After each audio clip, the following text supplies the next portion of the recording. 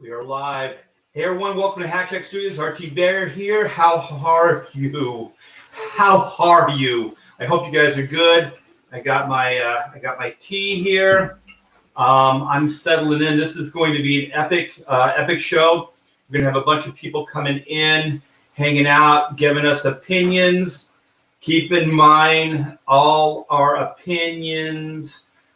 Don't get crazy, don't cancel anybody, don't get nuts. But I wanted to come in a little early before my guests come in and hang out and just do some of the good stuff. And then we're going to get into the whole Dynamite. So tweet out to your friends, man, this is going to get heavy. We're going to get into the whole Dynamite cancel, the Cecil, Red Sonja cover, and all of that stuff. If you guys haven't heard, we're going to get Joe Thunderbuns in here, and he's probably going to give you the backstory, and then we can move forward. We'll get a bunch of people coming in, and it's gonna be freaking epic, you guys. I hope I can articulate myself in a fair fashion because I'm very, very upset. That's putting it mildly. I'm trying to choose my words. I'm sure by the end of the stream I'm going to be using expletives, but I'm trying to keep it cool right now. So let me welcome everybody in. We have Oni64. What's up, my friend? Hey, my new buddy, Smiling Bandito. What's up, my buddy? We will rise from the fire, as in the black and white. Is so funny because there's a character named Chang, and he runs Phoenix World Enterprises. And he says there's a slogan. It's kind of like Hell Hydra. It's like from the ashes. And then when you say from the ashes, the other one says we will rise.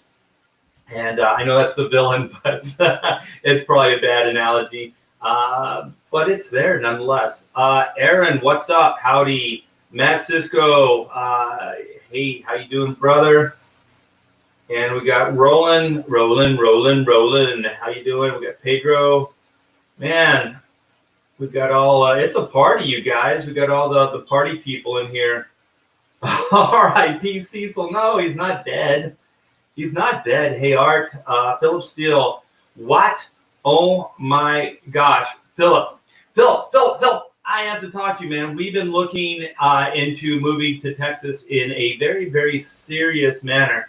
And we've been looking at all kinds of places. So at some point, possibly I'd like to do a one-on-one with you, not so much live, but if we could set it up like this, I could send you a link that we could just hang out and talk versus the phone, and I could get some lowdown. I could show you some of the areas and houses and things like that, and get your feedback on Texas. I know it's a big state, and I think you live either in Austin or close to Austin. I think we've been looking at wood something. I don't know. I had so much on my mind, you guys. Okay, Gaming or What? Thank you so much for the $5. I appreciate it, and I think he appreciates what's to come. What is to come? We got El Largo 30. Gaming or What? TM. Always trademark, you guys. Hell Art, and thank you again for the $5. Billy, all the IGG for Dynamite are under review right now. Yes, they are. We're going to speculate on what that means and where all that's going. I'm here for the epic. We got Rod 10 Glory. How you doing, man? I can put a face to the name now. You are a blast, man. You could be the new Cecil for Comicsgate. You are fun. You are a funny drunk, my friend.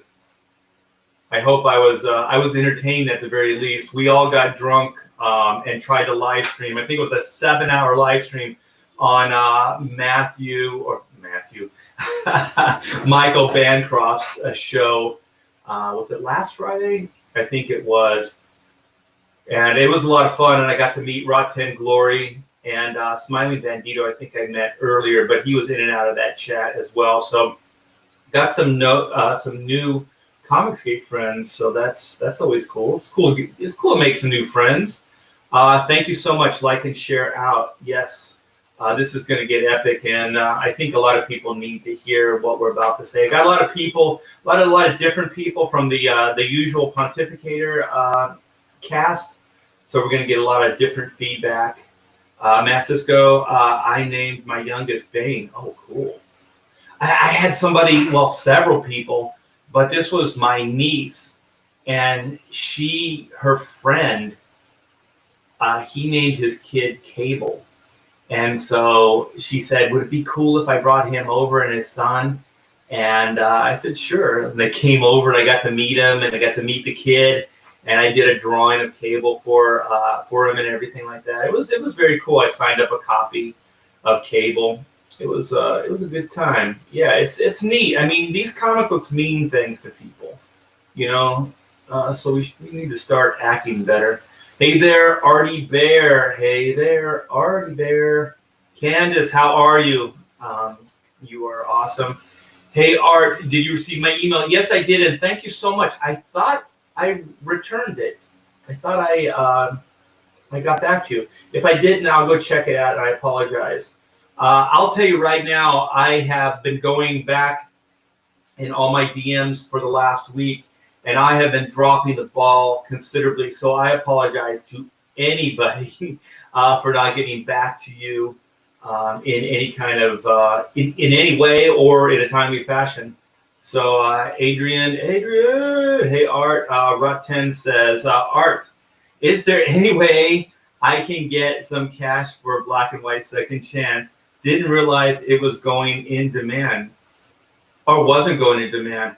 I effing missed it with everything going on. Hey, no problem. I think we are going to reoffer. I gotta think before I speak. We do. I'm not going to say how many, but Pamela told me last night that we still have some of the standard edition of Black and White. So that will go into the next campaign, which will be Volume 2. And we're hoping to get Volume 2 out in the fall. So the follow-up, the Black and White, the campaign will be in fall, hopefully. Leroy Hell, Ancient One. oh yeah. That was a good slam in the Twitter post. That was a good joke, my friend Leroy. Now I know how to say your name, or Leroy. Oh my gosh, you guys are awesome. You know what? I'm going to, because it's almost 2:00, and I told everybody I would start the show at 2. Not you guys, but all the people that are coming in. Dynamite is going to have a fire sale soon. That is sad. Sheldon says, can I get some cash too? You guys you don't have the right attitude right now. And I'm going to give you all the time out. Look at this, you guys. Holy shit balls, man. I have 1, 2, 3, 4, 5, 6, 7, 8. I have 8 cards. I have 8,000 printed versions of these, 1,000 of each of these downstairs. It's epic, man. It is epic. These cards, fuck, you know what? I'm sorry, I just cussed. I'm excited. It took a while to get the Chrono book in order with Mix'em, and we did. Everything's good. The proofs look great. The CMYK problem and the cropping problems all taken care of. But these guys, this is a local printer. They nailed it first time out, man. These cards look amazing. Let me see if I can kind of minimize. I just realized, I hope my sound is good because I didn't have my microphone set up here. Let me set it up. All right, swung it around. Let me see. Oh, that's better. Well, let me turn it this way. Look at that. So this is the Chrono pre-sign, like pre-launch. So if you signed up for the pre-launch, this is the card that you'll get. But only the people that signed up for the pre-launch will get this card. Look at that. So this is a little thank you to everybody that supported Chrono early on. So you'll get that. And then let me see. This is the special stretch goal card. Look at how cool that came out. Look at that. And then we have the retrofit logo and the Chrono Team 9.2 of Sector 7 cog there with the Hack Shack logos. I've never been so proud to make comic books before in my entire life, you guys. This is so crazy cool. So I'll keep on the chrono. Keep it focused. Look at this Doug card. Holy shit.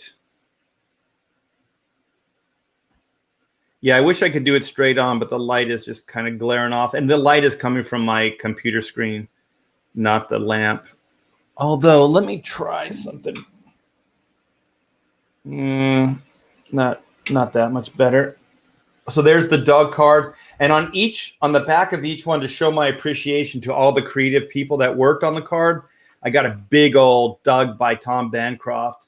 I can't wait. What I'm going to do for all these guys is I'm going to take a picture with me holding it up, and then I'm going to take a picture of me holding the back, and I'm going to send it to them. And then I'm going to send a bunch of these out to all of the guys that did all the variant covers for the campaign. You guys can still back the campaign. It's in demand, and you can get all these variants as covers of the actual comic book. So these are the trading cards. These are all the stretch goal trading cards, you guys. These aren't the ones that come with the tiers when you back. So this epic card campaign has just begun. We're waiting for those. There's 10 more cards, you guys, that we're waiting for. So this is Sean Cheeks Galloway. He did Oot, Caravaggio by Carlo Barberi. And people, don't cancel these guys. Leave them alone. There's Carlo. And then there's Zin Superstar Cover Collection. Boom, baby. So also, you guys, I want to thank you so much for all the support with Black and White. We closed the campaign the other day. I had a great bunch of guys in here. I think Smiling Bandito was one of them. And man, we rocked it. We rocked it. You guys all supported it to the very end. The numbers were turning right as we were going to the end. I think we were only like 1 or 2 backers away from, what was it, $38,000? $38,000. I think we had over or close to 650 backers. You guys are the best, and thank you so much. So if you pre-launched for the Black and White Second Chance campaign, here's the card. Here's the Zach Bradley card. 25 years, you guys. Look at the back. I had some fun with laying these out. So some of the backs are like horizontal versus vertical. So very cool. And then this is the Total Bot Annihilation card. Every backer gets this card. We have these cards now, you guys. We are going into fulfillment. This book is going to you guys. My wife has already printed out names. We got the boxes. We got everything set up downstairs. We are going to be fulfilling these books this week, you guys. You will start getting Black and White volume 1, Second Chance stuff soon. So here's the back. I went vertical versus horizontal on this one. So we were just waiting for this card, you guys, waiting for this card to go in fulfillment. And if that wasn't enough, look at this. Look at this. This is just one stack of stickers of the Black and White Total Bot Annihilation stickers. We got these in today as well. So here's the crazy ass sticker. All right, I'm gonna do this. I don't care. I don't care, you guys. Here you go. Right here. Black and White, baby. Yes, thank you guys so very much. And we're not going to do it on this live stream. We're not going to do it. I'm going to do one. Maybe I will do it this live stream, but later, after we have all the guests and stuff. But I promised you guys that we would do a raffle for this page if we got to 650 backers. And so I'm going to raffle this off either later on this stream, or I'll do another live stream to follow this one up. So just know we are going to get that page into somebody's hands. So I need to start inviting some people. I need to invite my wacky cast, my wacky group of people that will come in and entertain. So Adam, here you go, my friend. Paste. All right. We got this paste. And let me see.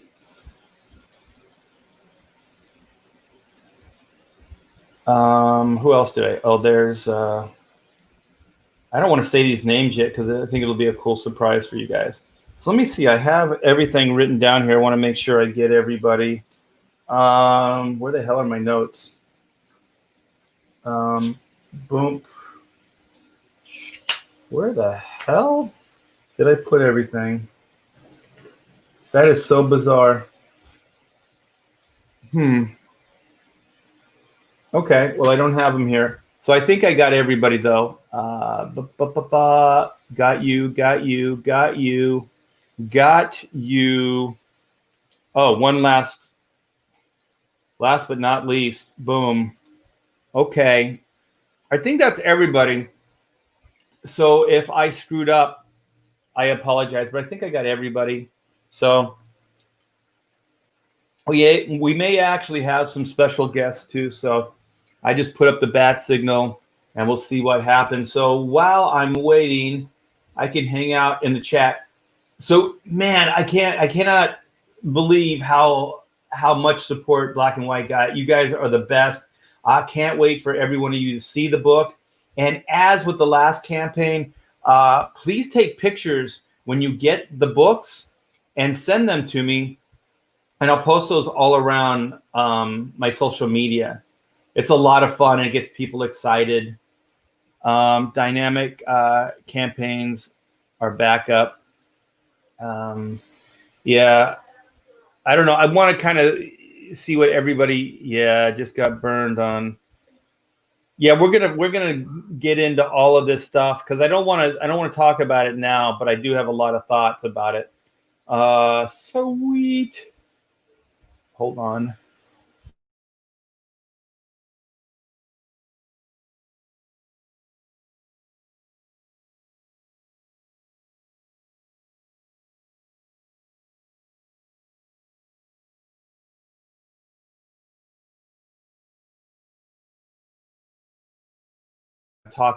I'm talking and I'm muted. I don't know why I was muted. Sorry about that. Why the hell was I muted? I hope I wasn't muted long. I'm going to add people in. Okay. So we got Vinny. What's up, my friend? Hey, brother. How we doing? How you doing? Going good. Thanks for coming in. We got Todd Mulrooney, aka Florida Man. How you doing, Todd? Doing good. Can you hear me? Yes, we can hear you loud and clear. And then we have my buddy, my brother from another mother. We have Adam Post, the Art Adam Show. We still have to do that. How you doing, brother? Art Adam Show. We haven't proven that the mothers are different yet. We have to do some more tests on that. Great to see you, gentlemen. Good. And so we got a couple other people, but we're going to kind of get into this whole cancel culture thing with what's happening with Dynamite and the Cecil cover. I guess the Cecil cover was just the tip of the iceberg, and so everything else is now the Titanic is sinking around us. Because if you guys haven't heard that the Cecil cover was canceled. Was that yesterday? Was that when the news hit? Do you guys know? Yeah, it was yesterday. Yeah, and then pulled in the stream on that. Yeah, and then hey Joe, what's up?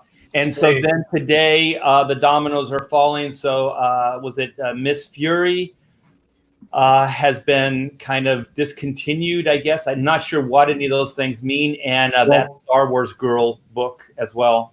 It looks like they're back up. It looks like the stuff's back up. Hey, Adam. What's up?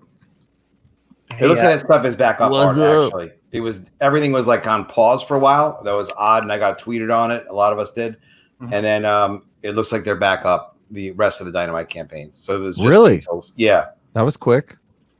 Yeah, I don't no explanation, but that's the way it looks like. Well, let's let Joe fill us in. Joe's always good at telling the backstory in case anybody doesn't know what has been going on. I also have an article here that do you have an article, Joe? And maybe I can find it, or well, the only article that I've seen so far has been from Bleeding Stool by Rich Johnston. I have the bounding into comics as well. I think they have one. Oh, then use that one. Okay. Your computer will thank you. Okay. Well, I'm gonna go, and then we got Mike Barron. Hey, Mike Barron, how are you doing? Mike, they are throwing you under the bus along with every freaking other person they can think of. Who? I think you're part of the Bounding into Comics article as well that we're going to go over. I don't know who these people are, Mike. I wish I knew who these freaking cowards were. Good to see you, Mike. Whisper Network. That's exactly who they are. I like Kelsey's comment. What's Kelsey's comment? The Adams both have little boy haircuts. That's how you do it. Where's my hat? I love Kelsey. Hey, Adam, Adam Friended, I saw you without your glasses the other day, and I was like, who is that? And I was like, oh, shit, that's Adam Friended. Yeah. Without glasses on. Different look. That's why I had to add glasses, just to look cool like him. These glasses are they're my glasses for my computer. I don't even wear these out of the house. It's kind of weird that this has become my look.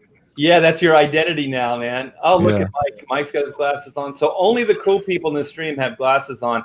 Mr. Florida Man, Todd Mulrooney, what's up? And Vinny, you need to get some glasses. You need. To I have some glasses. Just like Friended, I have those blue light ones. Oh man! All right, Joe, are you ready? Because you're always our go-to guy with this stuff. So let's get in the article and give people a little bit of backstory. Can you guys see this? Yep, we can see it. Yeah, okay. I can see it. So the article is Dynamite Comics announces Cecil big cover canceled after targeted by social media campaigns involving Gail Simone, Mark Russell, Doc Shaner, and more. So at least we have some names to attach to this dastardly deed. So you wanna take this, Joe? Sure. So most people know that Cecil had a deal with Dynamite, as we've seen many other people in CG, to do a variant cover for Vampirella #1. And it was doing very well. And then when the Whisper Network that many of us came to know last week as "quote unquote" Women in Comics, which is a secret Facebook group that's not so secret anymore. But if you try to go thank you, Bleeding Fool, for that one. Yep, courtesy of Bleeding Fool. And we're waiting on part 2. It was supposed to come out last week, but there was an unforeseen delay. So part 2 will still come out, and we'll find it on Bleeding Fool. We just don't have an exact day and time as of yet. So watch for that. It's coming. But back to Cecil's cover, once people started realizing that it was out there, the usual suspects in the industry started plotting to do something about it, so to speak. And from what we understand at this point,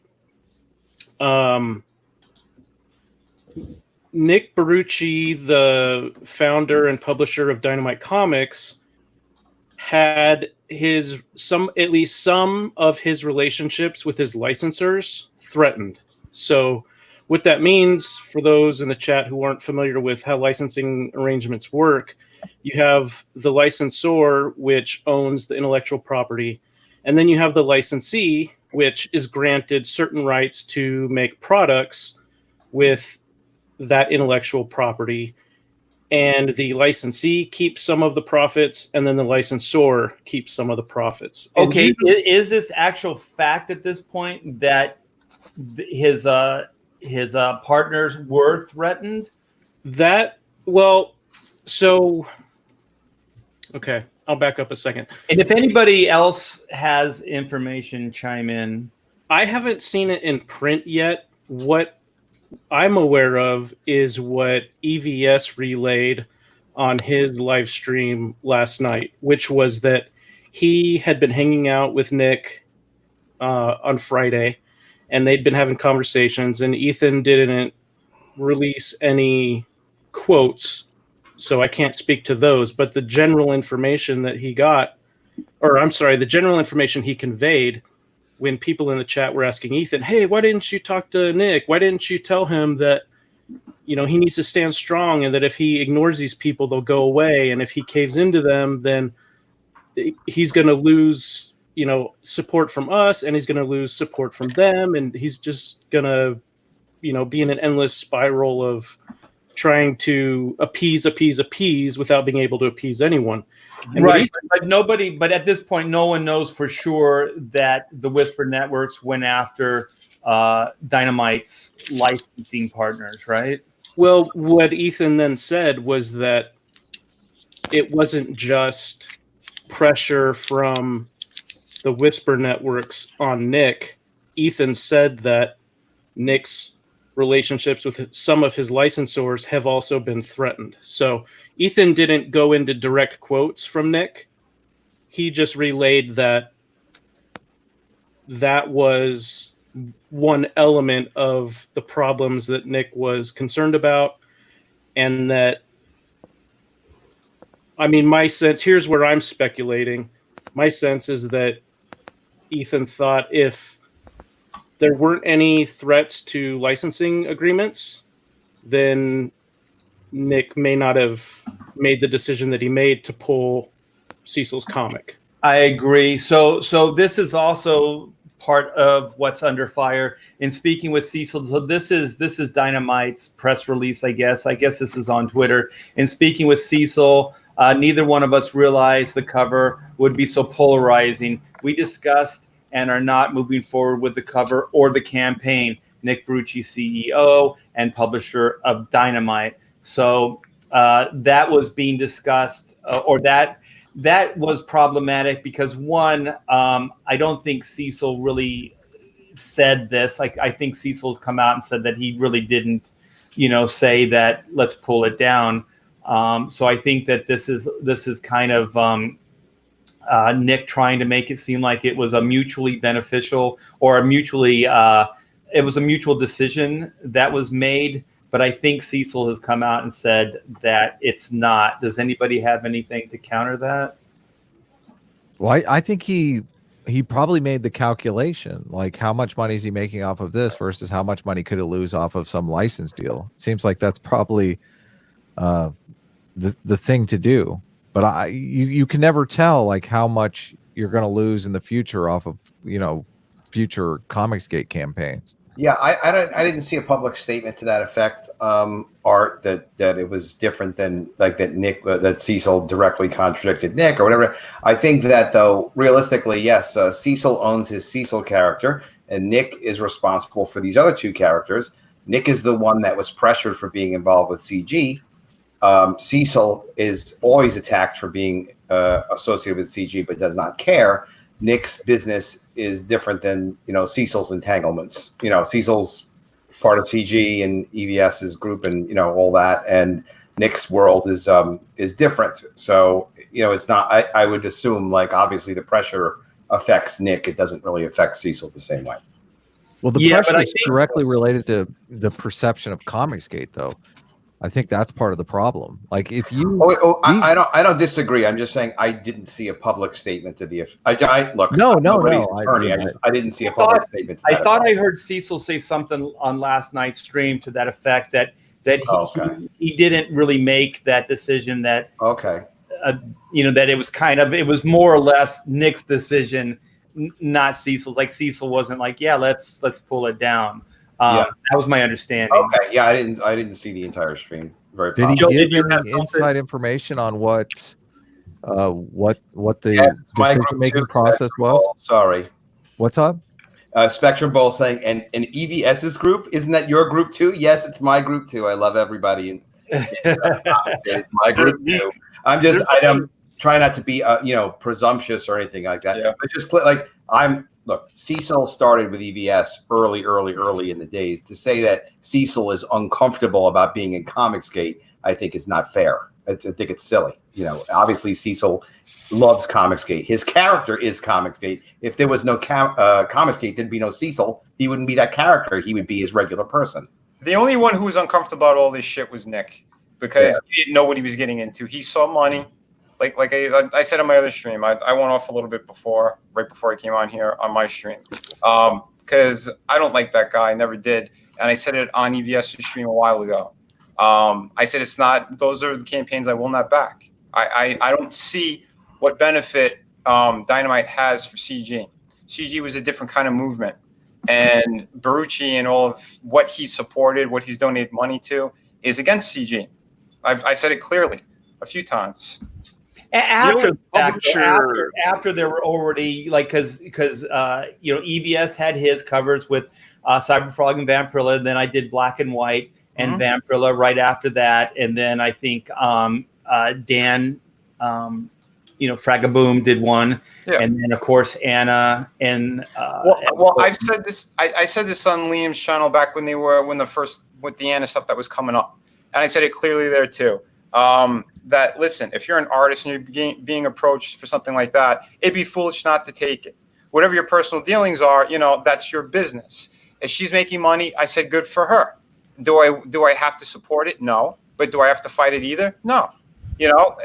Everyone's business is there. Well, what I wanted to say is at the time, Ethan and I believe Dan and everybody else felt the same way, that this was good. This was like an outside source acknowledging what we were doing and wanting to get in bed with us because they knew that it was mutually beneficial. So I thought that it was good for us initially because it's an acknowledgement from an outside source. Right.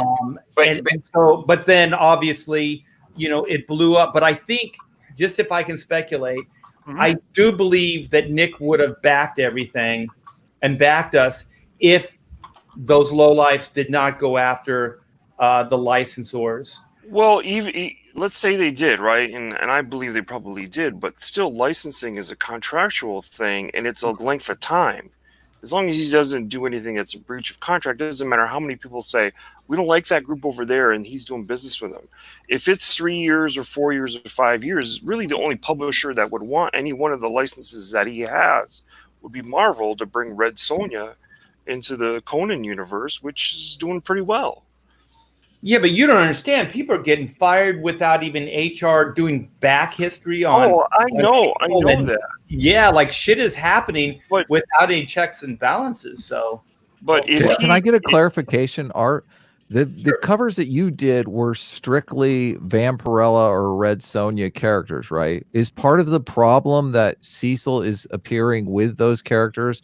So it's like Cecil as a character appearing with these other characters? You know what I think? This is me personally.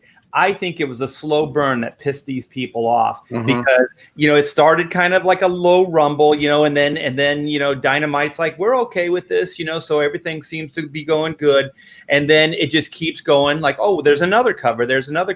And now we're starting to see real numbers. And I think success breeds contempt. Totally. I think those people got pissed off that they're throwing big numbers up. And they were like, let's cancel these people before, they can either get a stronger voice or Dynamite and Comicsgate can get a good, sustainable business model going. Yeah, the thing with all that was that Cecil was the last straw because it was the most obvious one, the biggest slap in the face, because it wasn't a comic book character necessarily. It was Cecil. It's Cecil character, whatever. And it was an easy target because they would have had to go after me, or they would have to go after Frega, or they would have had to go after EVS. But, who's Cecil? Like in the industry, no one really knows who he is. Right. Everybody in Comicsgate loves him, but nobody outside really knows him. So it's a real easy target. It's like kicking a dog, man. Because he's the most obvious as 100% CG. This guy was grown out of CG. The fans liked him. He has a campaign that made 6 figures. They hate that. But also, he's a guy. He's a guy that has no industry cred. So if they were kicking me, then it would be like, oh, they were going after, industry guy RT Bear. But, like one of their own. But this one, they were going after almost like an outsider. You know what I mean? Yeah, I hear you. That's a good point. But That's a see, great point, Art. like I said, on top of all this stuff, like I called it months ago because I've had my own dealings with Barucci. That's why I didn't trust him. That's why I don't like him. That's why I gave my voice on it a while ago.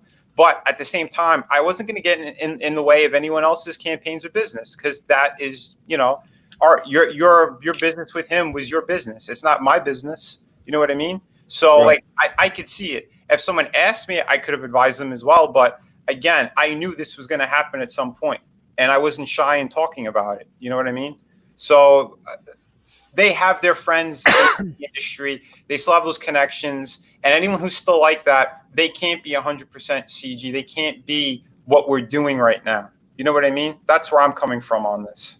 Well, these assholes canceled my black and white Green Hornet. Like, I don't know what the hell I'm going to do with that, or if I'm even going to move forward with it. I have hours already built, you know, like that I spent doing outlines for the story, things like that. So now, you know, like this was a dream job for me, because black and white was obviously modeled after the Green Hornet and Kato. It was my source of inspiration. So to do this crossover would be like if somebody got in the way of like Superman, Batman would be cool. But if somebody said, oh, you know, like a black and white Superman crossover, I wouldn't be as excited. But Green Hornet and Kato, man, that's like that young, fan in me, kid in me that's going, yeah, this is perfect. And now I don't know where the project is. And to be honest, I'm kind of thinking that I'm not going to be able to move forward on it, because either Nick's going to take a bunch of heat for it, or I'm going to be crucified in the process. So this dream project, now I won't be able to move forward on, because these self-centered assholes, you know, are coming down on everybody. So there's a lot of ripple effects. I know other people probably had projects that are going to get canceled as well, you know, with Nick and Dynamite. I don't know. Art, you go ahead, you do that project, because I got a guy. We can take I got a guy that knows a guy. Yeah. Rub him out. Mm-hmm. Do they have the license? Dynamite has a license for Green Hornet. Is that what the problem is? Yeah. Okay. Their licenses, yeah. So just to back up a little bit, like a few weeks ago, you know, Nick came to me and said, I know you're a big Green Hornet fan. How about doing a black and white Green Hornet crossover? Originally, I was just going to do a cover with them. But then he was like, how about you writing it? And we'll get a bunch of people to do different variants. You know, he was saying maybe EBS, maybe Billy Tucci come in and do a variant cover for it. You can write it, and we'll get somebody to pencil it up and ink it up. And so I was like, yeah, this is a dream come true. And on a live stream, probably later or tomorrow, I'm just gonna spill the beans about the story, because there's some cool ideas. Since it's probably not gonna happen, but I'm gonna get into story content there. Why don't you wait and see? I mean, obviously there's something that occurred, but I don't think you would take a lot of heat. You're legendary, and if they come after you, I got your back. Yeah, okay. Vinny needs to speak up. Okay, Vinny, they would crucify me, right? Who would crucify you? The Whisper Networks. Oh my God, yeah, dude. That's all they fucking do. They do it nonstop. They do it to each other. It's crazy. You saw that with Mags and Sean Gordon Murphy. It's the same nonsense. Snyder, he had to write this little apology letter too. They're sick, man. They're going out of the way. How are they doing it? What do you mean how they're doing it? Well, how are they going after these licensors? They have to be using articles that are blatant lies. They have to be pointing to some of the articles that have been written up of comparing everyone in Comicsgate to neo-Nazis, and saying, look, you're supporting a Nazi hate movement, when all of those articles are just completely fictitious. Until those articles go away, I don't know how you can move forward. Did you see part one of the Whisper? The Whisper. Yeah, totally. Yeah. Yes. All right. Yeah. So I know, but you understand what I'm saying? That they're fabricating lies, and they're destroying projects based on those lies. Of course. Like, until you start a new narrative, until you dispel those lies, I don't know what you can do. Yeah, there's not much. You were asking, Adam, about how they could potentially go after licensors, and I'll just throw out a hypothetical. Let's just say that there was a writer named Fail Ramon who had worked with Dynamite in the past.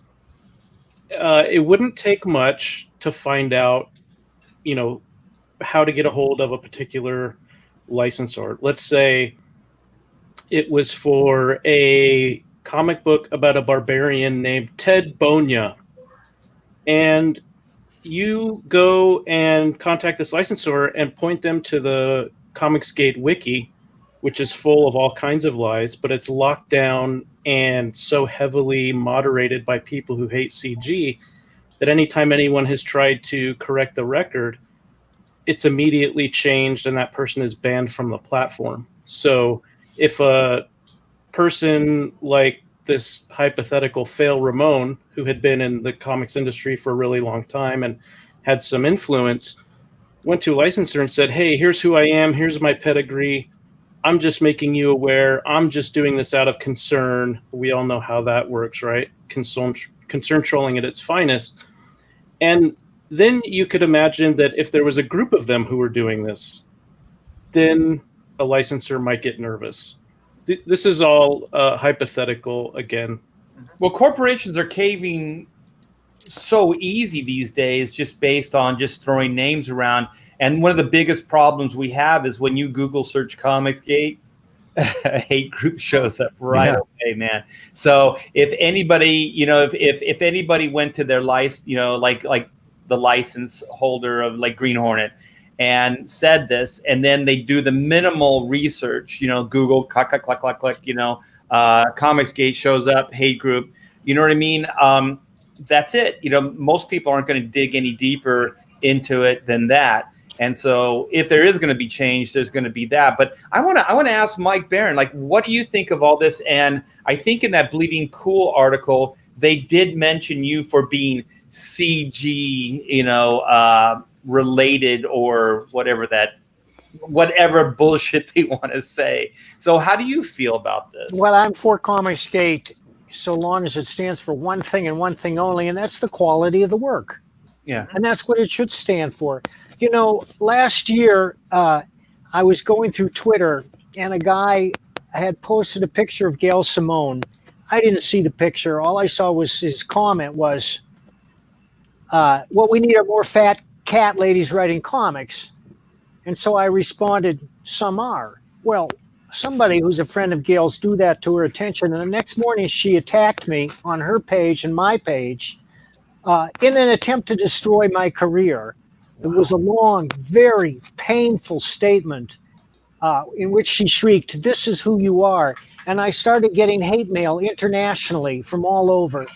It was unbelievable. And I went into a depression for several days. And I want to point out again that all I said is some are. I didn't really intend to insult Gail. It didn't register to me that was Gail in the picture, although I'd met her several times. And she told me what a great admirer she was of mine. But that's all it took. Right. Wow.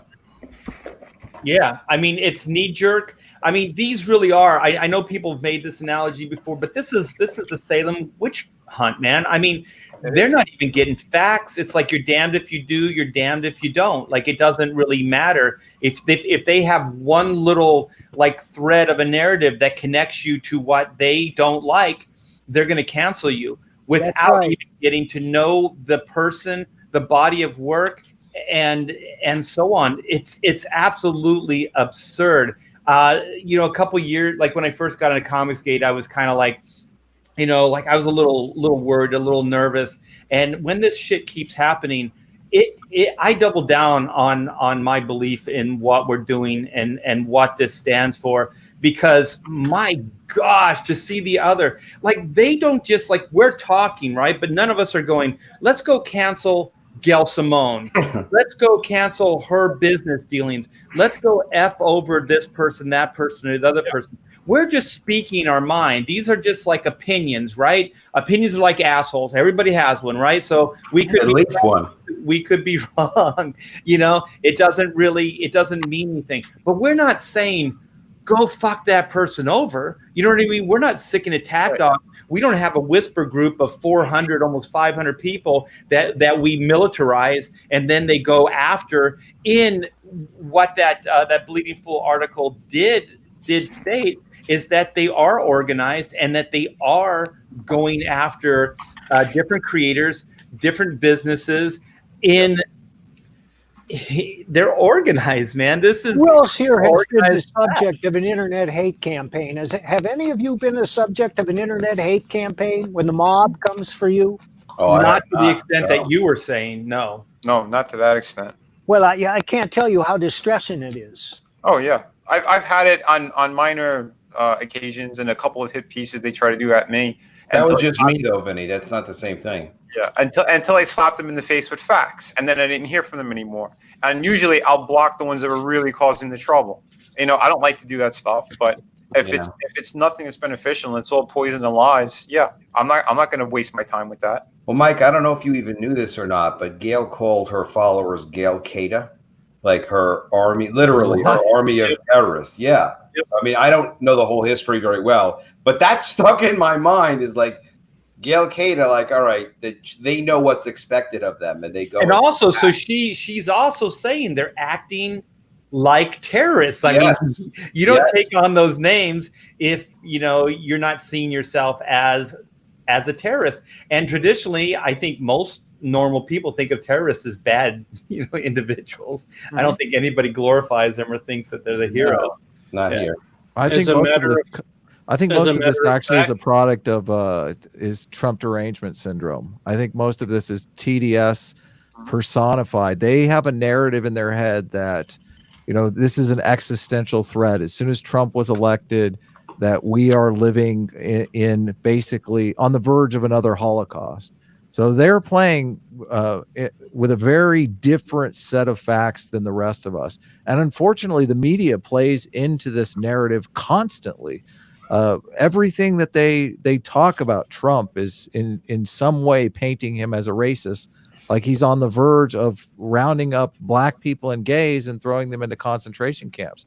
So, right. I mean, if that is really the reality that we're living in, I think all of us know that's just crazy, then you would be fighting like this. So it makes perfect logical sense what they're doing. They're playing with a set of facts that are so far from the truth. And they're even, all of these articles on Comicsgate kind of illuminate the fact that they believe this kind of stuff. They literally see us as like the brown shirts. So it's so easy for them to go to these different individuals and say, listen, these people are terrible people. And if those people have just a hint of that TDS, that Trump derangement syndrome, they'll buy into that narrative, and they don't even see us as human beings anymore. It's terrible. Yeah. Well, they've speculated. A lot of people, the YouTubers, speculated that this is an election year, and the closer we get to November, you're going to see this shit ramp up. And oh my gosh, like we're not even, we're still a little ways out from November, and the shit is already ramping up. These are organized attacks, not just by Gail Simone and their whisper campaigns. There's other shit, and I'm going to say right now, if anybody's listening and you know who you are, if I find out that you had anything to do with this, I will fucking bury you, because really? I have freaking DMs and I have stuff. And this person, if I find out that you were partially responsible for screwing over Nick Barucci and myself with this Green Hornet campaign, I will throw you under the bridge or the bus, because it was unnecessary. It's completely unnecessary. If your candidate is kick-ass and you can prove in a fair debate that he's the guy that should be president, then he's going to get it. Like when you have to skew the odds, when you have to so fundamentally change the rules of the game so you can win, then you have no fucking confidence in your party, and you have no confidence in your potential president. It's scare tactics. And this is what they use, Adam Friended. Art and I are kind of in the heart of the beast as far as TDS Central goes. Like Los Angeles is TDS Central. Go ahead. I didn't. But I just wanted to say they create these narratives like if you speak out against us, then you're racist. Like they call you names and then they label you. But what just goes back to what you were saying, Adam Friended, is that they have this slogan that says, be on the right side of history. And I heard that from so many of my so-called friends that were trying to help me. And they were like, Art, make sure you're on the right side of history. So they've already created this narrative that they're righteous. They are right.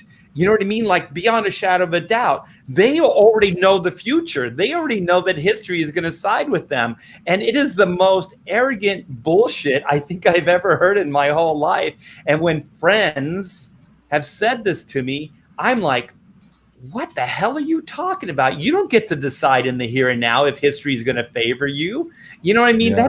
That's pure arrogance. But that all of these things, like rational people like ourselves, we understand what this stuff is, but they think it's like it's totally legit to destroy a human being, to take their livelihood away. Well, it is. They have an addiction problem. They're addicted to self-righteousness. And self-righteousness is a terrible drug. It clouds reason. It prevents you from thinking clearly. And they don't really think, they feel. It's all about their emotions. It's childish in a way. They're people who refuse to grow up.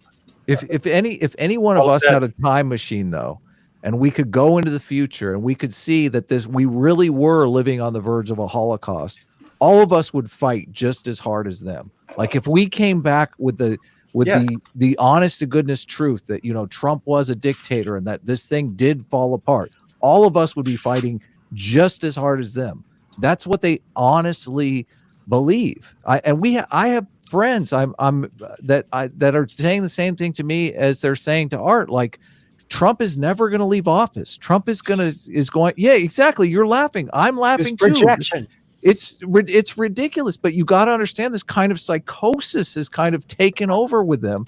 And like I said, like they honestly believe that they have stepped into the time machine and that they have come back and that they are, you know, the righteous ones that are saving us. Like I said, you know, that if any one of us believed that same thing, we would be fighting just as hard as them. They don't believe that. They think we see the same picture as them and that we're not fighting because we're evil. We are the brown shirts, that we want to see that same thing. We want to see Trump be a dictator forever. That's so far from the truth. But what they see is just not reality. It's not even close to reality. Yeah. And I think personally, when we get to the future, we're going to look back at this, and this is just a modern day witch hunt. I mean, big time. And then you knew how the witch trials went, right? Yeah, they set up a scennario that you were going to lose either way. Like, oh, well, let's see if they can swim. If they swim, you know, and they, you know, then they're not they're witches. If they drown, then they're not witches. Like either way, that individual loses, right? These are the tests. This is the crazy and like structure that they've created, that everything then has to fit in. So they've created a structure that there's no way we can win. You know what I mean? It really is a damned if you do, damned if you don't scenario. And also, even their own, if somebody that's in their camp strays from the narrative even slightly, they'll attack them. They'll eat their own, man. Like it's. Yep. Why would you want to be part of that group? It's insane. It's insane because that's what they do. I mean, they keep falling apart. And that's why they're doubling down even harder. And like you said, election time, they're going to keep doing it. They're trying to grab something that's not going to happen. You know, we're still coming back strong. We're still pushing hard. They're the ones who are falling apart.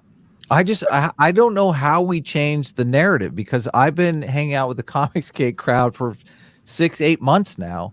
And I don't know what they see. They constantly are saying on Twitter, like, you're misogynist, racist, sexist, homophobes. I'm like, what are you talking about? Yeah, who are you talking about? Just ignore them. Well, that's they obviously have power that we cannot necessarily ignore. I'm worried that they're going to start Thanosing all of our Indiegogo campaigns. I'm concerned about that too. Yeah, so I mean, it's not like we can't. It's not like we can do nothing. Well, on that note, do you think that's why Nick or whoever at well, we could speculate unless anybody has any facts of why, like Anna's campaign was locked, and so was Billy's. I had a theory when that happened. I guess they're both back up now, but the reason that might have happened because if he can freeze it, then they can't get refunds. So why do you guys think that those were frozen, at least for the small period of time that they were?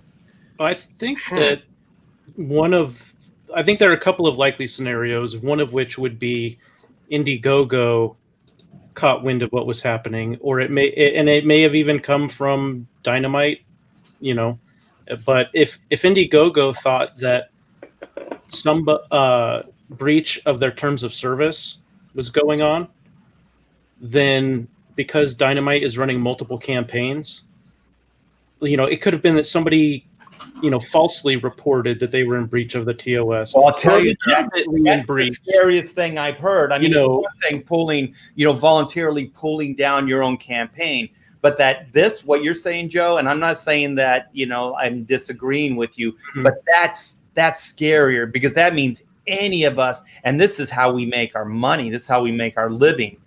Florida Man, Black and White, Chrono Mechanics, Adam Post's, College of the Dead, Vinny's books, Adam, I know he's got one coming up too. So, I mean, we would all be in jeopardy if that platform was to, to start. Yeah. All or nothing.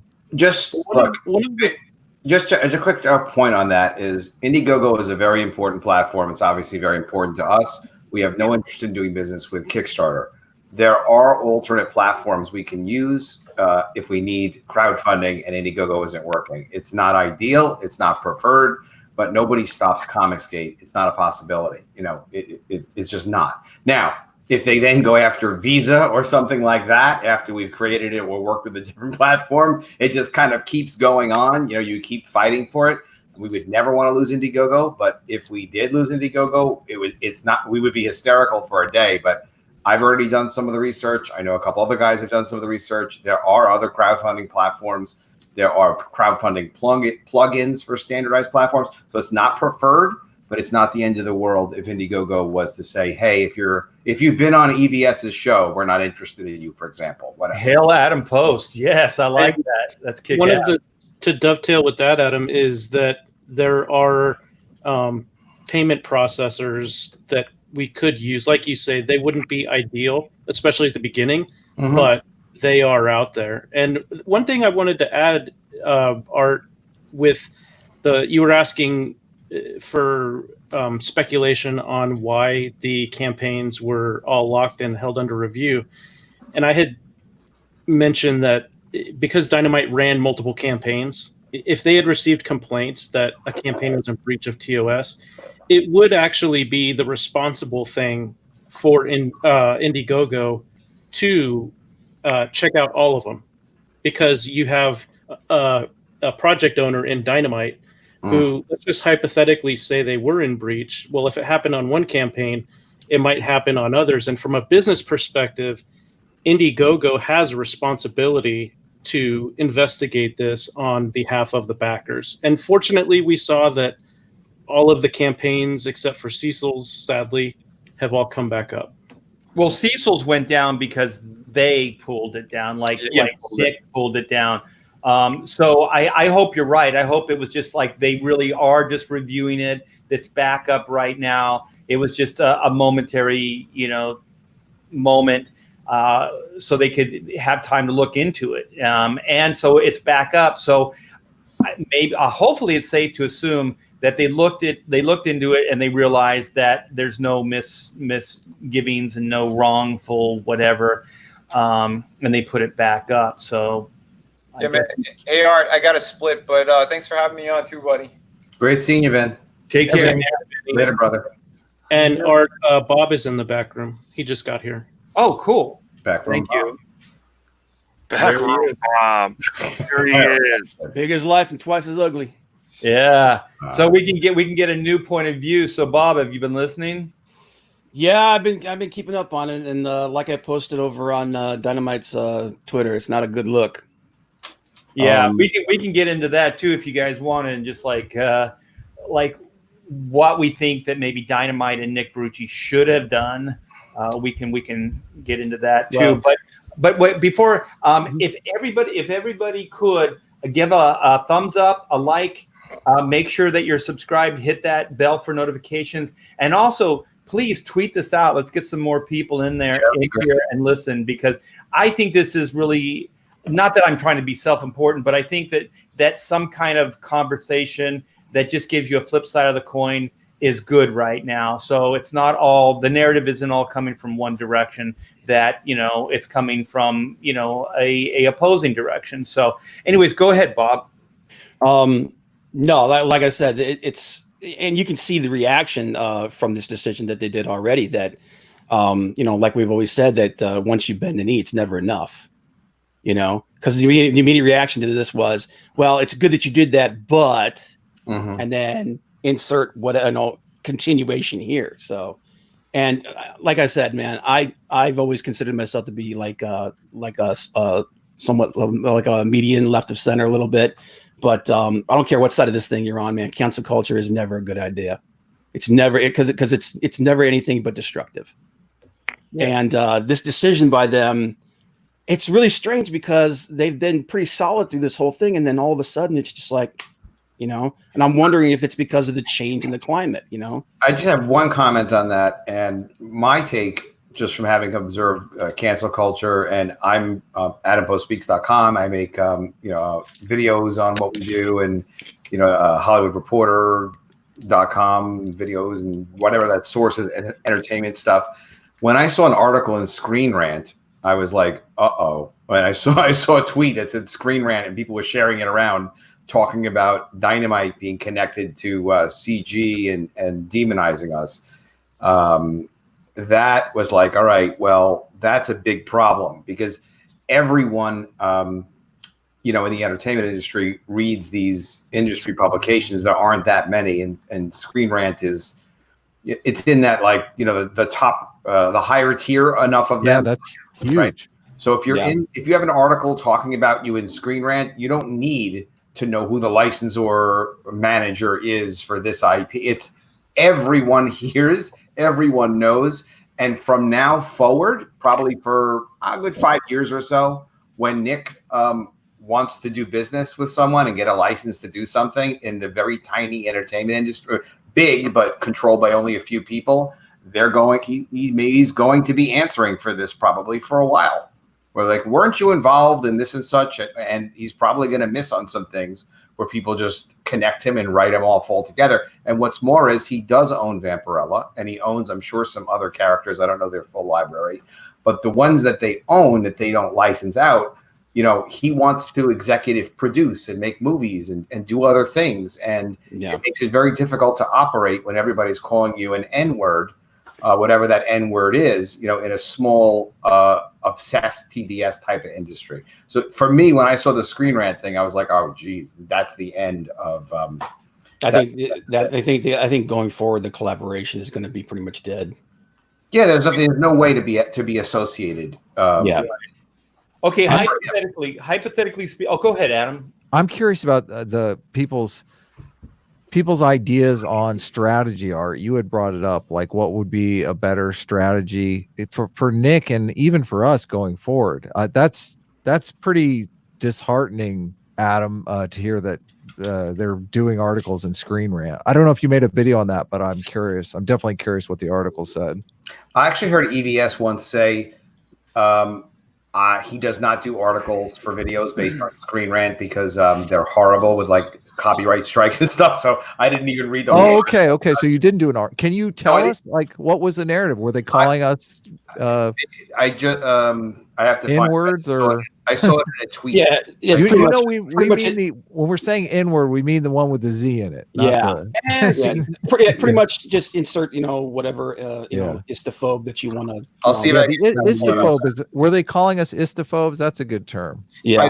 I didn't read it. I just saw the Dynamite loses top talent, faces backlash after Comicsgate. So I'll find the article and share it in the private. Yeah, I don't think the article itself was saying that. I think they were showing tweets and stuff where people were, it's the okay. So if they were relatively, if they were fair, that's fine. Like, if we're being called istophobes and Screen Rant, that's not good. I often wonder. The article's title is "Dynamite Loses Top Talent Faces Backlash After Comicsgate," and then it cuts off. It's like when you're losing top talent and facing backlash.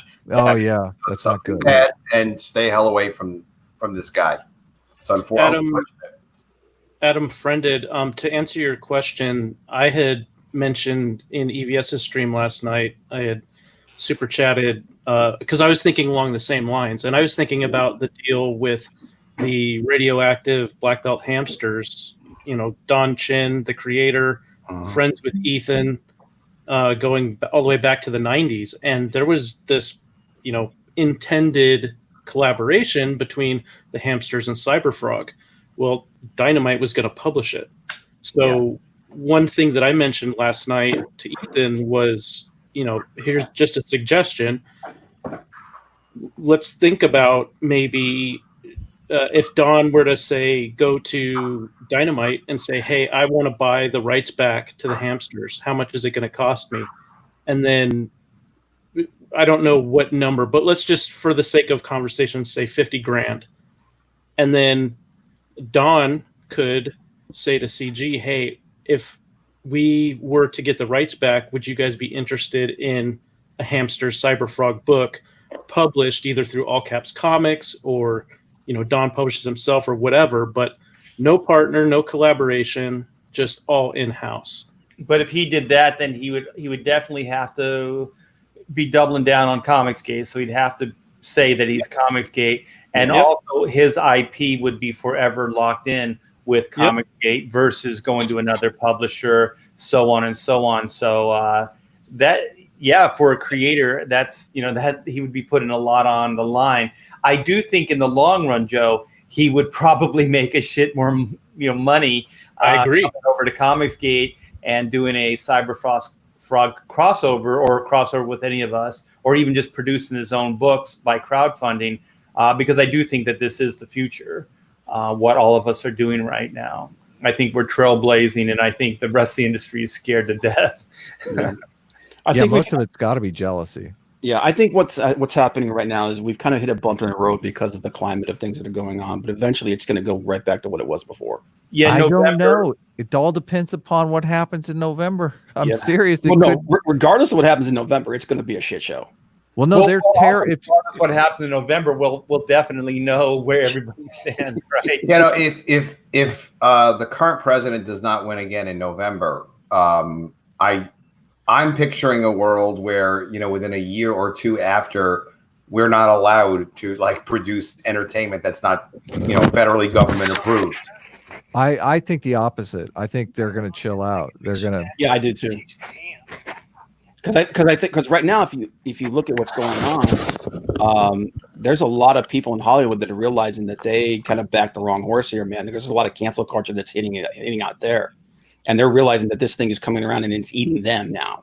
Well, that's been going on for a long time, because that's what makes studios afraid to do anything but big blockbusters, because they're unsure of if it gets a bad review on social media, it can completely ruin what they projected for the movie to do. I've watched a studio roundtable and they talk about this. Like, we're so afraid to make a Merchant Ivory movie again, because what if it's panned on social media, and then the money we invested, we don't even make that back? Because back in the day, you would make a movie if it made 10 million above what it cost. That was never a problem for the studios. But now a social media campaign can kill a movie and it doesn't make that money back. So they're so scared. And that's why streaming has become so popular, because then they can put their money in, and you know what? It really guaranteed return. Yeah, it really isn't affected by social media. I got to bug out, guys, but I'll check in later. Great seeing you, Mike. Thank you, Mike. Good to meet you. Back Florida man. That's right. Adam, put me on your show. What the heck are you waiting for? I just haven't been live streaming lately, but all right. Send you. One more. Did I offend you? I just haven't been live streaming. I've been working on trying to develop my voice with the YouTube video series I've been doing. Well, So, I know this for a fact. Being a parent and being around as long as I have, this type of behavior, like SJWs, I think Mike Barron said they're like children. Okay, so if you have a spoiled and child kid, right, and you keep indulging the behavior, they get more power over you. They will act out at a heartbeat if they don't get what they want. So then, you keep placating them, you're creating a monster. You're creating a monster that is uncontrollable. But what people don't understand, and I saw this when we were raising our daughter, that there would be parents that, I use this analogy all the time. We're at a party and they're talking about their little special child that draws on the wall. They draw on the walls of the house. And I said, why don't you give them paper? And they say, well, we don't want to stifle their creativity. I said, if they draw on paper, then you have that and you can show them that in 20 years, 30 years and say, see what you did when you were 5? Look at how amazing this was. But if it's on the fucking wall, what are you going to do? You're going to keep that on the wall forever? Is this your fucking Rembrandt, your fucking Michelangelo? You know what I mean? This is bullshit. This is so fucking retarded. And so then they're like, what? And so then I started thinking like, oh my gosh, all they're doing is placating their special children. And I'm not blaming millennials. I'm not trying to do that. People are people, all generations. If you indulge this kind of behavior, it empowers them and they get worse. So what SJWs are, is they are spoiled children. And the answer is not indulging them. The answer is not caving into them. And that's the saddest part of all this stuff that I see. I saw it with Sean Gordon Murphy. I think Sean was in a place that if he on Bigfoot Bill just said, it was a frickin' cover I did for a friend. Do I agree with everything that comes out of that guy's mouth? No, but we're still friends, right? That's human behavior. Like, I don't agree with everybody all the time. This is how people are, right? But you can still be friends, or at the very least, you can still be civil or do a job professionally for somebody else and not necessarily agree with them 100%. I did the job for $200. That was it. That's my connection with this individual. That's it. I don't endorse them. But SGM, Strong Murphy, he swims with the sharks. He kind of goes everywhere. That's where I'm going with it. And then, but just think about this. If he just would have said, I just did it as a favor for a guy. That's it. That's as far as it goes. I'm not going to apologize, and I'm not going to pull this down. And then I'm just saying, okay, Nick is in a little bit different position because he has licensing, he has outside connections. So I kind of understand that his situation is a little bit different. But if Nick just would have got out in front and went to those guys and just played it, matter of fact, see, the thing is when they do smell fear and there's blood in the water, that's when they fuck you over. So if Nick just went and got out in front and said, listen, there's going to be people that are going to do this. They're going to say these things, and these people are good. I run business. A lot of them, I've known Nick for freaking 30 years. Yeah. My wedding, I still have a vase that him and his wife bought us, a beautiful vase that's in our bedroom here. You know what I mean? Like, these are good people. These are good people. They might make mistakes just like, other human beings, but they just want to do business. So I'm just thinking, if Nick got out in front of it, and then if he told these social justice warriors, Gail Simone and her Whisper Network, and just said, no, we're not going to cancel this.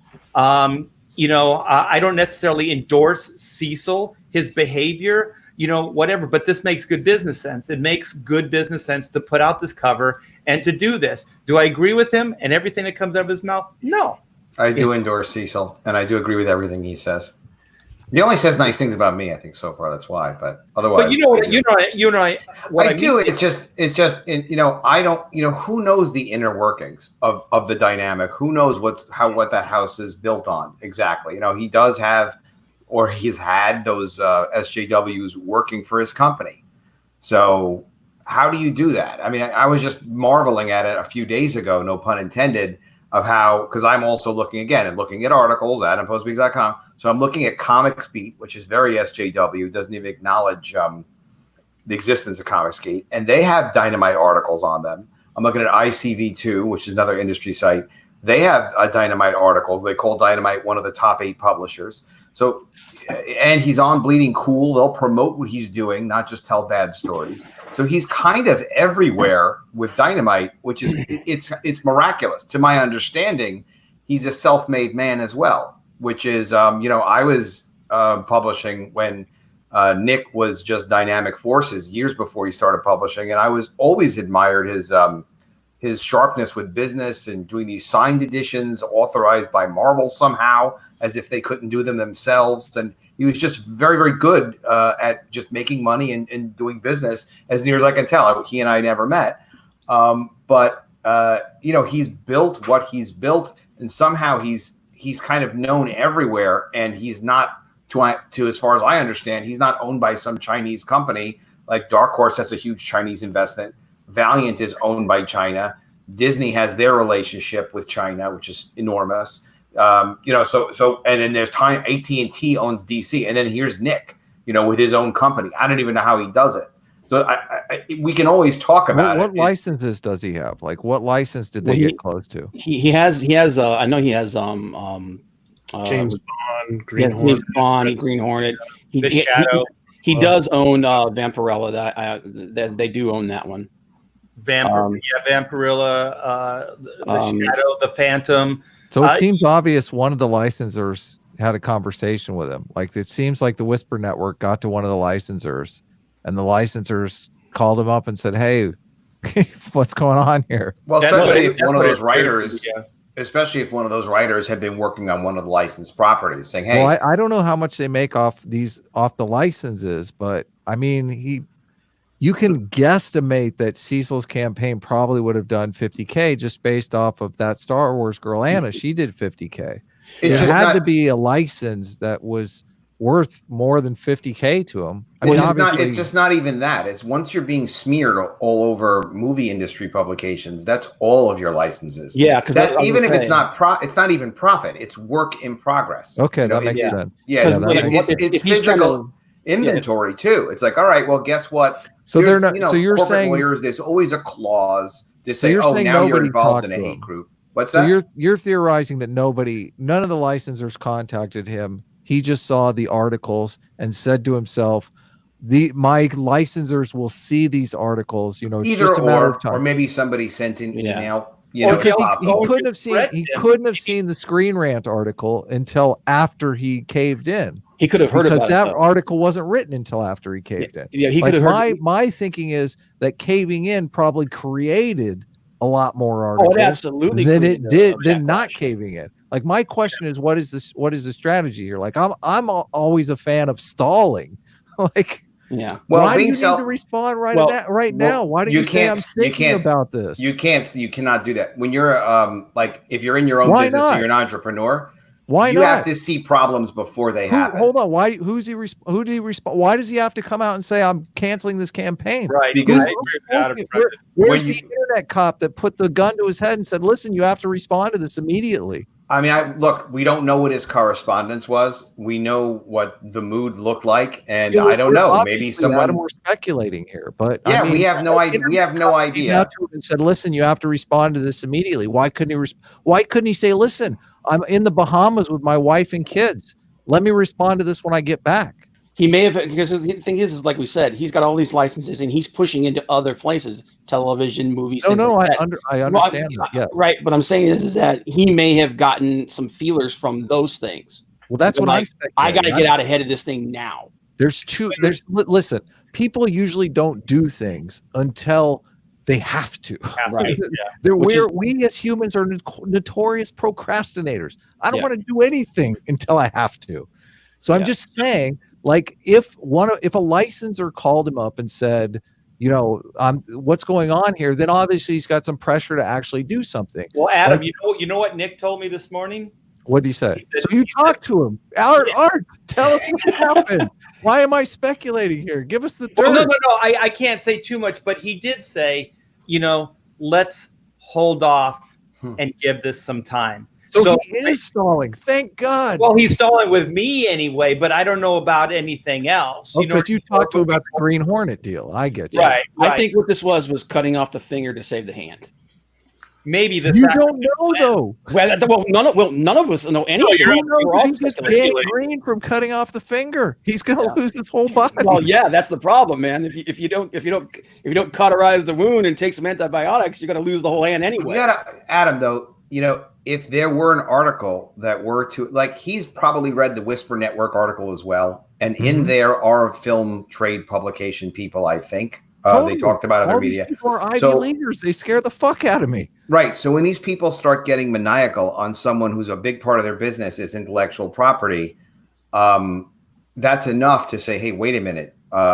Maybe I should stop this before that happens. For Adam Post, that's enough. I don't necessarily know for Adam Friended if that's enough. I have a very you have to kind of stay ahead of being hit by a train sometimes. Sometimes you have to say, oh wow, there's a train about to hit me. There's not even a train there. That's what we keep saying. Like a bunch of always wait until the train is about to hit you. Yeah. And if you can jump away fast enough, you're good to go. The difference is different people perceive things differently. Some people perceive a bunch of screaming harpies on Twitter as a train. And other people like us perceive them as a bunch of buzzing flies that we just need to get the aerosol and get rid of. You're not giving them the credit that unfortunately they deserve, because this goes back about 12 years ago. They became, this isn't a slow roll. They became very powerful and now powerful how? They just have this way of control and pushing people around. I mean, look at the crap, the books. How many times are you going to restart Captain Marvel or Squirrel Girl? Yeah, but I'm saying power is being able to talk to a licensor and have that licensor talk to Nick. That's power. A bunch of people screaming on Twitter, that may be power. Unless those 12 people are perceived as having influence over the future of the industry. That's the problem. They got their hooks into some of these. Who would that be? Gail Simone? Well, Gail Simone, Sana Amanat, people like that. I mean, and the fact that it's basically they're looking at this going, if we don't adjust to what these people are telling us, we could lose the future. I guarantee it was Marvel that went to a licensor and said, hey, looks like you got trouble over there with Red Sonja. Mm-hmm. We'll take it. We'd love to have her back in the Conan universe and put her back where she belongs. Well, if that happened, then obviously that's power. That's what I want to know, though, because if it's just a guy that got spooked, we don't need to be scared. If it's Marvel calling up and saying we're going to yank Red Sonja, we're having a completely different conversation here. Well, look what happened with Zach and Mark Waid. Mark Waid, like him or not, he's got weight in the industry, and I don't know if Mark Waid had a time machine. I do not know if he would have acted the same way as he did. Well, at the time, he thought he had carte blanche to do whatever the hell he wanted. Guess what, Bob? I might have a tortious interference case in my future because that deal might have been canceled. Because of, and Gail Simone's taking credit for it. I mean, the Being Cool, what was it? Bounding Into Comics article actually named her and a few other prominent people. So they did. That's the problem. And that's the thing. They think because they've been coddled like this, and because they've been given these platforms like this, they think that they are untouchable. That's what happened with Mark. He thought he was untouchable. Turns out he's not, and now he's reaping the whirlwind for that. And the same thing could happen out of this. Like I said, we don't know until we know the specifics of everything that happened with this whole thing and who was involved and who wasn't involved. This could turn into the same kind of situation. So right now we're all just, like I said, we're all just speculating and everything because we're pretty much this thing just kind of came out of nowhere. I'll tell you though, I'm 99.9% sure that this was a licensing problem. I think they either threatened Nick with going to his licensing partners, or they actually went to the licensing partners and threatened them and said that he's CG or he's working with these guys and that they're all actually, right Nazis. While we're talking, I'm almost positive, because I just want to speak up for Nick for a minute. Sure. He's a smart guy. I think he knew what he was getting into, but there's part of the human psyche that we never go to the worst case scenario, right? We never go like, this could kill me or whatever. We just don't entertain that thought. So when he was, hanging out in Comicsgate and he was going, like, this is fun. We're having fun. We're making good comics. We're making a bunch of money. I'm gonna, because he even went on a live stream and super chat for $20 to EBS and all this stuff. I mean, we were just having fun, and then the shit ends up hitting the fan, and I don't know. Just something like tied to what you just said that's a little speculative, but what the hell? We are pontificating, are we not? Yeah, we are. So if I was a writer on one of Nick's titles and it was a licensed title and I was an SJW, I wouldn't be surprised within the production process, just for approval purposes, if I wasn't told, like, when I'm done with my script, of course, send it into the publisher, but here, CC it to this email address for approval, just to keep the process moving. Because when you're producing licensed stuff, different licensors act differently. I know a friend of mine's a publisher who does a lot of licensed titles. He was just saying, Adam, some of the licensors completely don't care about how their stuff is featured. They don't even ask questions. It's however it comes out. Others are like Lego, for example, is like psychotic about like what they will and won't approve about how Lego is presented. Why? It is what it is. They just do that. So it may very well be that the connection was already there with the creator of the content. I also know that one of my guys who I work with, Stefan Petruka, used to work with, Chris Carter from X-Files, whatever. So there's collaboration sometimes between the writer and the licensor, just automatically by the relationship. So it may have maybe it had something to do with the other title of the Vampirella. I don't know, but it's not, if we're going to speculate, it's not beyond belief that a licensor who approves things would be in the loop with the current writer or something. Well, to answer what Adam said earlier with the bees flying around or just the bugs, it's like I don't think it was the bugs that got him. I think it was the licensing stuff that somebody talked to him. And the bugs are claiming victories. And there's there's precedent for this. I don't know how many people have watched. Oh my God, this article's horrible. Yeah, it says the the CGA hate group. Yeah, associated with the alt-right and trying to co-opt the late. What are we co-opting? That's literary art for Screen Rant. Yeah, the headline looked pretty bad. Darren Koch as someone who would have been one of their supporters. Darren Cook. Or Darwin Cook, you mean? Yeah, Darwin Cook. Never met him. Fantastic artist. And he passed away too soon. Yeah. And he said if you look up Darwin Cook in YouTube, there are some statements that sound very much like he's in line with the ideas of Comicsgate. But that said, it created a lot of problems. There was a lot of argument. He's passed away. His wife is very SJW, and it's another. It's not well put together, man. It's like it's these are people who write from their basement. So Art, when you were talking about you're writing for Screen Rant, I know. That's scary. Art, when you were talking about every producer in Hollywood reads this. Mm-hmm. Art, you were talking about the licensors and Dynamite, and there's precedent for this because I don't know if anybody has watched Oz Art Creations channel when Doug TenNapel was on there, but in one of those live streams, Doug let slip when he was questioned about the Sean Murphy, Bigfoot Bill scandal, if you want to call it that. Doug didn't want to go into specifics, but then I think as he was drawing, I think he kind of lost his mental filter a little bit, and he let it slip that in order for Sean to keep the Murphyverse at DC and not get it taken away from him, he had to disavow Doug. Yeah. And Doug says that he told Sean, Do whatever you have to do to protect your business. It's okay. Whatever you have to say about me, go ahead and do it. We're cool.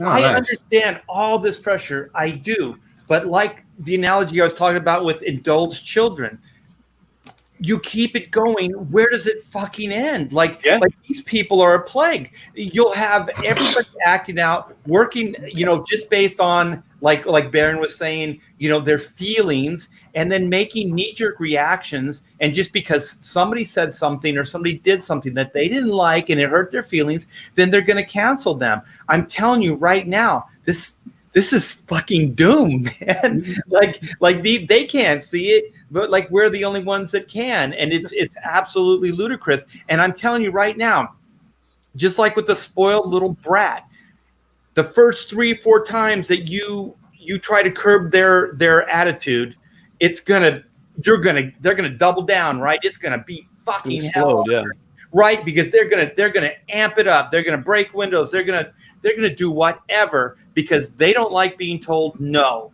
right? So they're just gonna keep it going. But if you have strength and resolve and you can weather it, then things go back to the way they should be. They're gonna realize that no matter what they fucking say, nothing's gonna change. They can't alter it because this other person is wiser and smarter than them, and that they need to concede to the point. And I do think it's conditioned behavior. It's conditioned behavior in the sense that society has given them a pass. And I love Nick. He's a friend, Sean Gordon Murphy. But these guys were both two people that had a big voice. And if they would have stood up, it could have made a big fucking difference in everything. And yeah, there would be shit. But when good men do nothing, evil will prevail. And that's what's happening. You know what I mean? I mean, like Nick is probably just trying to figure out, like, what the fuck? I didn't think they would go this far. I didn't think they'd go to my licensing deals. I didn't think they would do this. I didn't think they would threaten me to this point. I've worked with Gail Simone. I can't believe she would do this to me. You know what I mean? There's all that shit that's going through your head. Like, what the fuck? And then to see how far things can go and how quickly they can get out of control, I mean, that's a horrible place to be. But if you have that kind of resolve and you can back away from the situation and just say, this is the right thing to do. In the short term, in the interim, I'm going to get my ass kicked. He's going to get his ass kicked anyways. No, but you know how you got to look at it too, Art, is imagine if your job was that you're a masseuse and this is a Me Too accusation. Already he has a Me Too accusation in Screen Rant because of all this now. But I'm not talking about sexual. I'm talking about his association with a, quote, hate group. So he's got that to deal with now for the next few years until people forget, if people allow him to forget it. So the longer he goes on, the more it gets spread around. Yeah, but you just back off and go, oh, yeah, they were a hate group, and I did do business with them, and I'm going to cancel them too, just like you guys want to. I mean, what does that say? You got to like that's actually, by him doing that, he is kind of joining acknowledging with what they're saying. Oh, it's a terrible thing for Comicsgate. He's acknowledging the argument. Yeah, it's a terrible thing for Comicsgate. I think it's terrible for Comicsgate. Two things you have to realize about the situation. One, not everybody's a crusader. Nick is, like you said, Nick is a businessman. He's a smart businessman. He's a tough businessman. But he's also a person he's going to look at the situation like, what's the benefit? What's the cost? And a lot of these guys are very short-sighted when it comes to that. Yeah, he's a survivor. If you publish comics and for 20 years in this horrible environment, you're a survivor. Yeah, and the other thing is like, hey Bob, I'm sorry. Let me take this. View from your anus, $20. The sad point is, if Nick had stayed the course, even if he lost all his licensing and artists, he would have had a rich pool of new IPs and the brightest talent in the industry has ever seen to pull from. That's what I'm saying. You don't know what the future is. Thank you so much. That's very insightful. He doesn't know what the future is. Like you stand up. In the interim, you're going to get your ass kicked. He's going to get his ass kicked anyways. He is now. You stay the course. and then you build up from there. But you're actually building a healthier environment to conduct business. Like, you can't conduct business in this environment. Eventually, he's going to get his ass kicked. He's going to do something that's going to piss these guys off again in the future. You watch. It's not over. This has just begun. Well, that's like I said. That's the thing is because they're short-sighted. Like I said, because they make these short-sighted decisions like this, they don't realize that when you give into the frenzy doesn't end. It just grows. You know, and that's what's happening right now. Is everybody's giving in? They're perceiving that there's this huge backlash and frenzy against all these things, and they're giving into it, and they don't realize that they're just throwing gas on the fire. Eventually, down the line, he thinks he's putting out the fire right now. Right. But he's not. Yeah, it's a spark right now, but you watch down the line. Eventually, he's going to piss somebody off again, and they're going to come at him. Yeah, it's unfortunate that he didn't talk to someone like Peter, you know, Peter Samedi from Alternative, because Peter went through this. You know, he had. But the difference is with Peter. Peter is the king of his domain, and it's just much smaller business. He's self-employed from his house, and he owns no license. You know, he has no licensing relationships. He's also not even involved in the intellectual property of the people he publishes. He prides himself on just taking a small percentage of profits. It's actually, he takes half of the industry standard from what we had back in the day of, like, instead of 40% of profits, he takes like 20% of profits. Amazing. And he just takes a little bit, and he takes care of people. He's amazing. He loves comics. He's a great person, but he's not trying to maintain his relationships and, you know, maintain Hollywood. And he could care less about Hollywood. He just cares about comics and people. But true, but looking at one important thing, Bob, you talked about Nick being a businessman, not a crusader. And I think it's really important to acknowledge that everybody that I have heard who's been friends with Nick for a long time describe him as a negotiator. Okay. Contrast, they didn't say he was a fighter. So contrast that with Art, who, before Art and I became friends, I wouldn't have guessed he was a fighter, but after becoming friends with him and hearing some stories and seeing some stuff, he absolutely is. And it's why he's still so successful after so many years in the business with all of these snakes and scorpions. Also, look at Pete Samedi. Speaks softly, but that guy is a fighter. Yeah, I've carry the biggest stick. I've gotten to know Pete over the past couple of years. I consider him a friend. I've interacted with him some, you know, behind the scenes. He's been on Pontificators, as well as talking to him many, many times, whether it's Pontificators or through his channel or other live streams. And he doesn't talk about it a lot, but he grew up fighting all the way from kid to teens and into adulthood. He had to fight to start his business. He had to fight to keep it.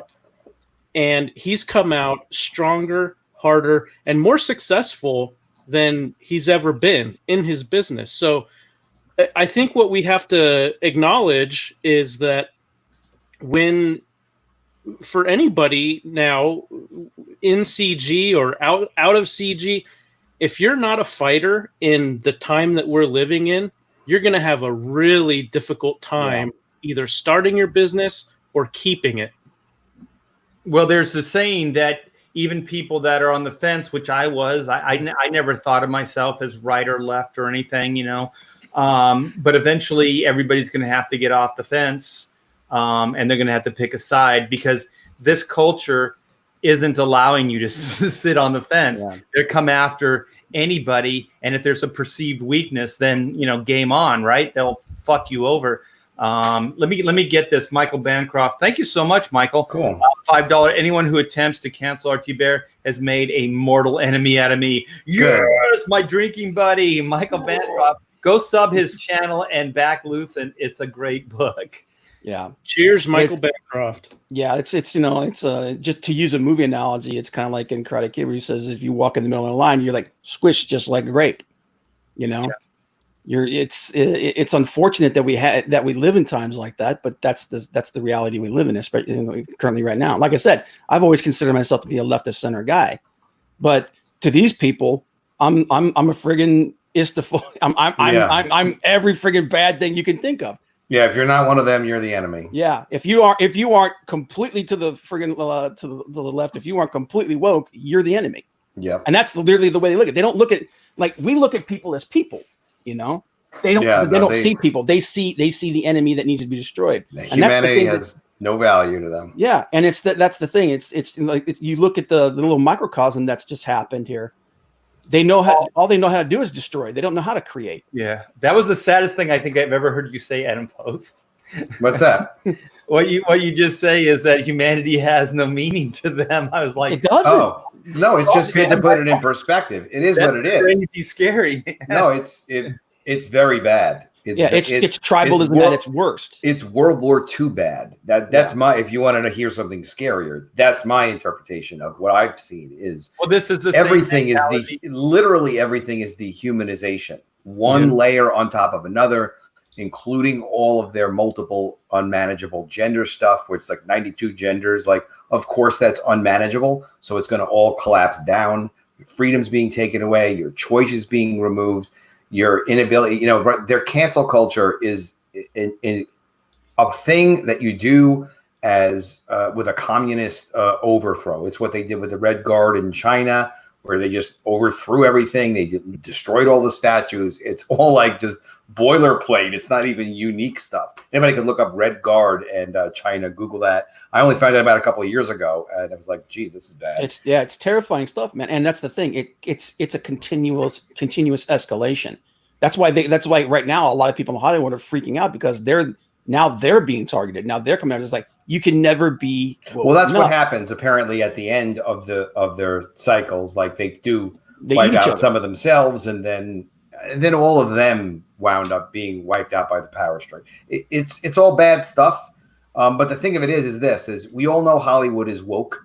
We all know all the power centers of Hollywood are woke. So if we want to resell their content and their IP, we're going to be woke or we're not going to be doing it. That's it. So Nick's going to pretend to be woke when he needs to pretend to be woke. And that's going to be like either permanently or tides are going to change and stuff's going to get stopped. So if you're in an industry that that's what the industry does, you're not going to, there's no standing up to anyone for it. It's just like, okay, yeah, we all believe that. Like, have you ever heard Robert De Niro talk? Like, just the way these people talk with respect to their ideas and TDS and all that other stuff, it's not changing, by anyone being tough or whatever. They also care more about power than they care about money. So being able to push their ideas, it's so weird seeing that too. Like, don't people just care about money? Is it money enough? It's like, no, money's not enough. They want more. They want power. What's up? What up, Patrick? Hey, how are you guys doing? Doing good. Doing good. Let me get the super chat, and then let's get Patrick's a fresh perspective on what's going on. Charlie's London, thank you so much. I am so productive or protective of art and my CG creator brothers and sisters. There is never an excuse for cancel culture. No one is safe, but we will always fight. And that's a big difference between us and like I said, like the people in Hollywood is when they see them coming for them, they turn around and go, "Oh no, what can I do to get in your good graces?" We see it and we go screw yourself. It's like, no, we're not going to bend the knee to this crap.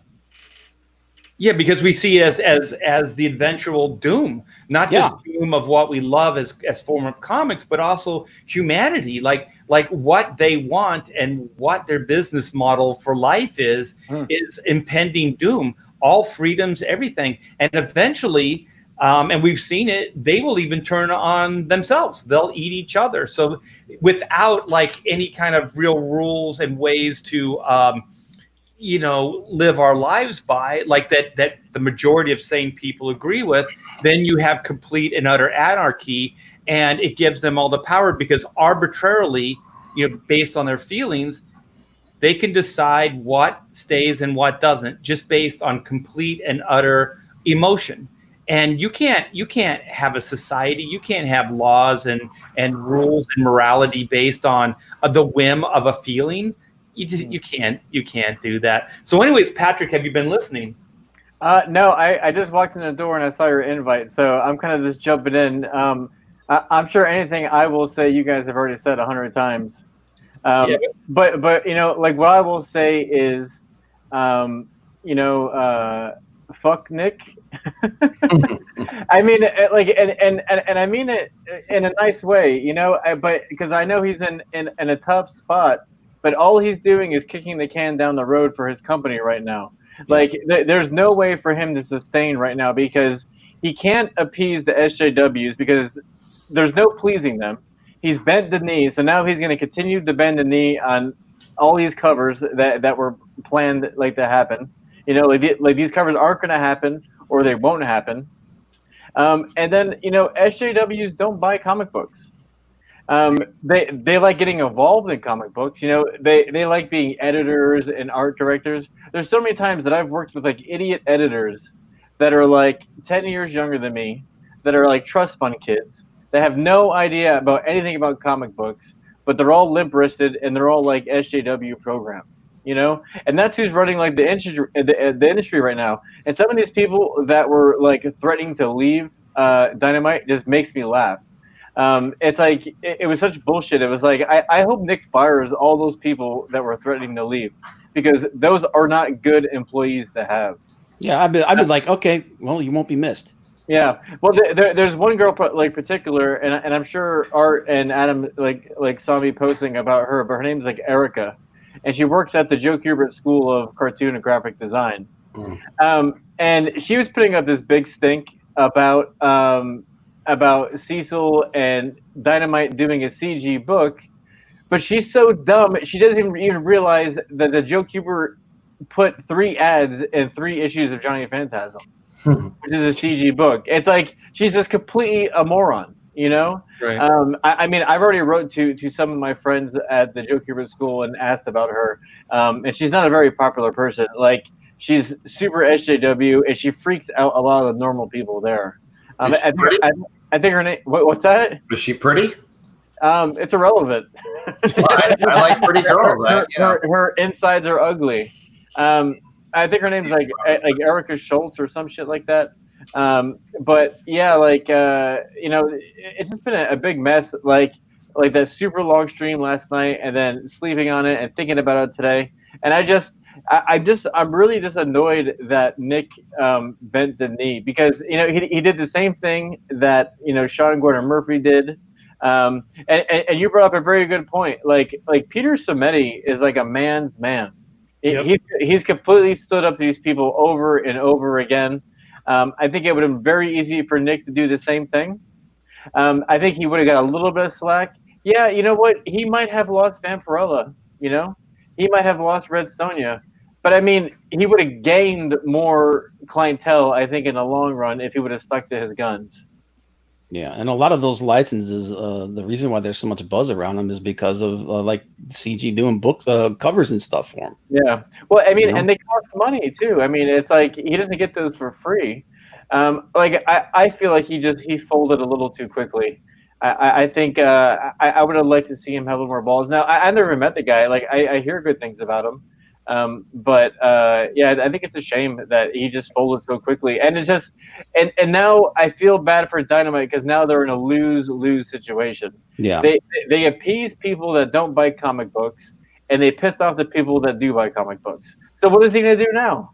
It's like he's effed, and and he had big plans, set aside for CG in the future. And now he's just, I'm sure he's kind of panicking right now. I'm sure he's still trying to figure out like what he's doing. Yeah. Go ahead.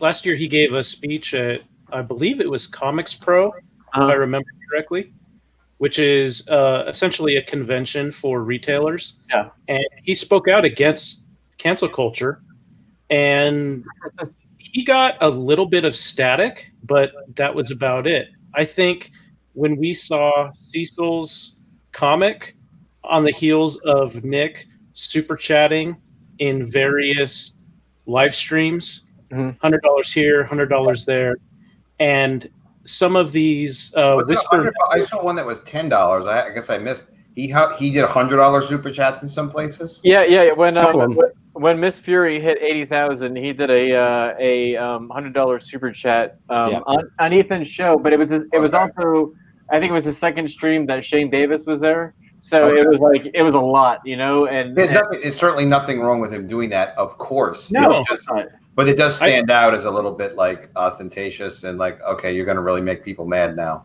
Yeah, but it's unfortunate, like we're under constant attack. It's constant attack. It's nonstop. Well, that's what I thought was interesting about the timeline with that, because like people did a screenshot of the $100 chat and everyone talking, and then they commented on Shane Davis being there. But then the next day, Dynamite put up the Cecil cover.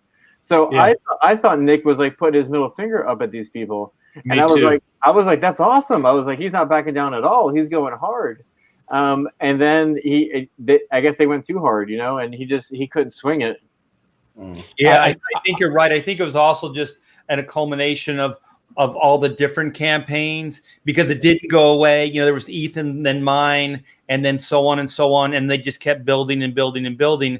And I think the SJWs realized it wasn't going away, and that these campaigns were becoming more and more successful as they went along. It just really sucks, because now with Nick doing that, he has kind of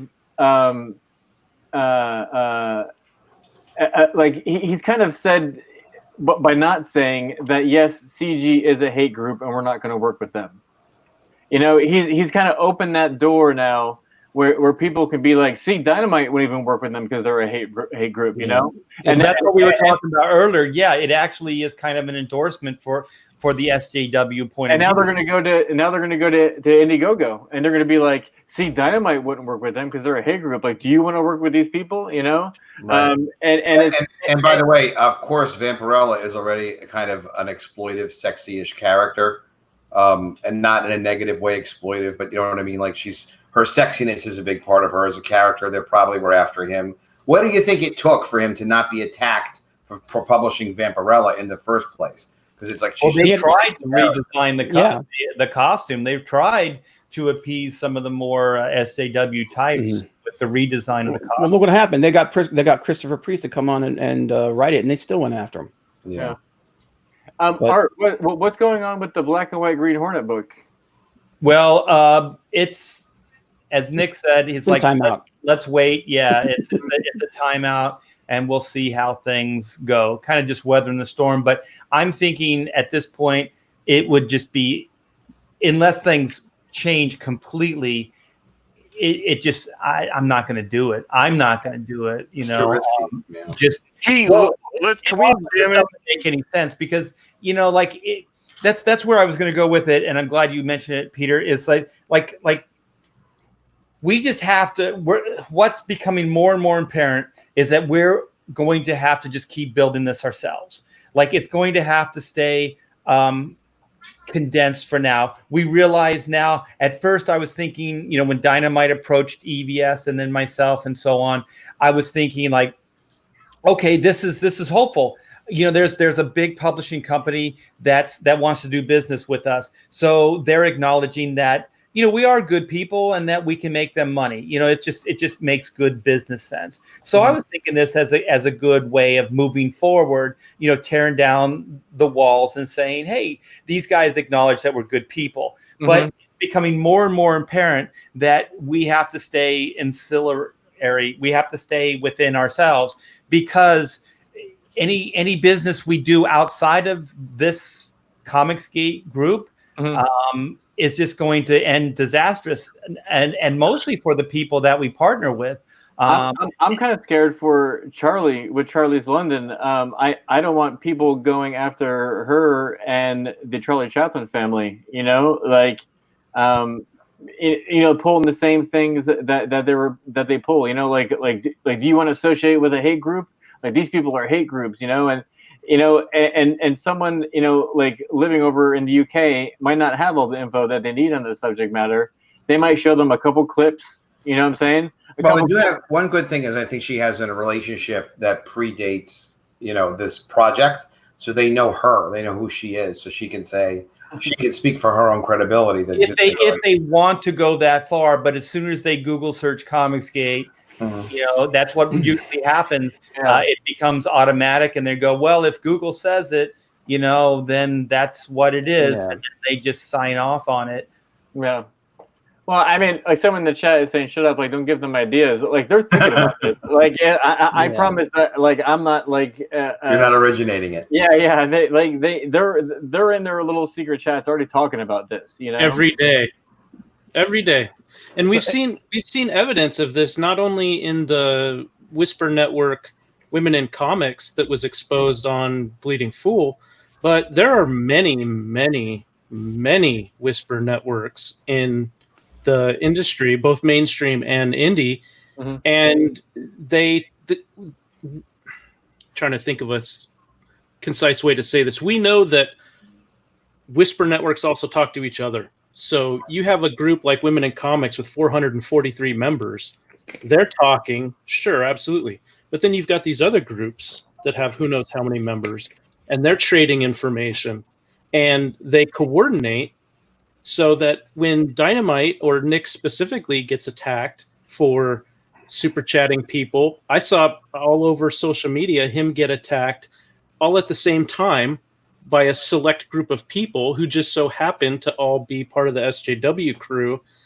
And then when Cecil's cover gets announced, he's attacked, and you can actually go in and see how it's all coordinated and everything's time-stamped. And I can't wait to see part 2 of this series on Bleeding Fool about these Whisper networks, because we know that the reporter has dirt on very specific proof on a number of these people who were involved, like Gail Simone and many others. So Well, you know what, Joe? I just realized that I was part of one of these groups just about the time that I came into Comicsgate. I didn't realize what it was until that article came out and we started kind of dissecting what these Whisper networks are. And it was the time where Mark Waid was basically cheering on people, like if Zach, your boy, went to conventions, that we should attack him or announce that his presence or get security and have him escorted out, you know, all these things. And it was a Facebook group, and I'm not going to name names. And like I said earlier on, you guys, if you come after me or you get into my way, I do have those names, and I do have some of these DMs. And like I just might make them available. But the thing is, they were kind of, you know, because I remember now the back and forth, and they were kind of encouraging each other to like look out, like if Zach goes to this convention, you know, what are we going to do? And there were people like, we're going to beat his head in, you know, like there were different people that, you know, so it was definitely like they were putting it out there, and then they were kind of figuring out how they're going to deal with your boy Zach going. I forget which convention it was, but it was like, it was New York Comic Con, I think. Oh, it was New York. In 2017. Yeah, it was 2017. Yeah. And so, and then as soon as I became Comicsgate, then all of a sudden I wasn't notified. I wasn't part of the group anymore. And so I hadn't really put it together until, you know, when we on Pontificators, we did that expose on it and Bleeding Fool. And then I started thinking about like, oh my gosh, I think that's what I was part of, because like this was definitely a Whisper network, because they were plotting against, you know, how to do away with Zach. It was crazy. I want to take us back to the sort of the beginning a little bit, by the way, so that we can examine. I'm going to take a break for a minute, you guys. I'll come right back, but keep going. Yeah, so we can examine why this even came about. As far as Dynamite's association with CG, it really started with friendships, right? This is very first cover was Ethan, and then it sort of branched out from there. Now, what do these do, right? These are just covers on already bought and paid for books. All they got to do is open up the file back at the printer, reprint, slap a new cover on. Now, I don't know the slide. I don't know who gets what. You know, if the original people whose work is in the inside get something, I don't know any of that. It's not my business. But this was really what this really was pure profit almost for Dynamite Comics, who is probably struggling. Granted, maybe not struggling when that first cover came out, because I'm not going to say he did this because he's struggling. I don't want to put that on him. But this is all pure profit. We're going to put a cover on an already existing book that has already been out to the mainstream, already went through Diamond. We're just slapping a different cover on it. We're allowing these creators, which is also done as is the same time comics do come out. Midtown Comics does variants, and a lot of other people do variants too. Whereas they buy into a program that's done by DC or Marvel, and then they contract the artist and tell him what they're going to give to him for that one cover, whether it's Mark Brooks or Adam Hughes or whoever it is. But this is a little different. See, this was social media. This didn't cost any, you're only marketing yourself, right? And you're doing it through social media. The person also becomes part of the machine because they're marketing, hey, my cover is going to be on this, original Red Sonja Vampirella crossover. So it's like, it didn't cost much. There's not a big cost for Nick to do this. So why did he do it? Why did he continue to do it? Because he saw that it made money and people were responding to these Indiegogos. Now they responded with, in some cases, a lot of them did really, really well. Mindy Wheeler's cover is absolutely brilliant and beautiful. And I'm not sure why it hasn't done as well, but it's doing okay. But again, this is almost like saying, hey, Nick, you can print your own money this way. And it kind of is, because he could either decide to advertise this, and I know Miss Fury's been advertised in some of the publications. I think in the last 2 months that Dynamite has put out. So I know it's been inside books, but again, that's in your own books. When you advertise yourself, Marvel doesn't even do this that well. When you advertise yourself, it's not like you had to spend a lot on your advertising budget. So you're just causing. What you're doing is you're channeling traffic. Hey, this Miss Fury's coming out, and this is done by industry vet Billy Tucci, and one of the artists who's already appeared on something before by Dynamite. So they've worked with her. So it's just all this whole machine goes and it rolls by itself, and it doesn't take a lot of money to do that.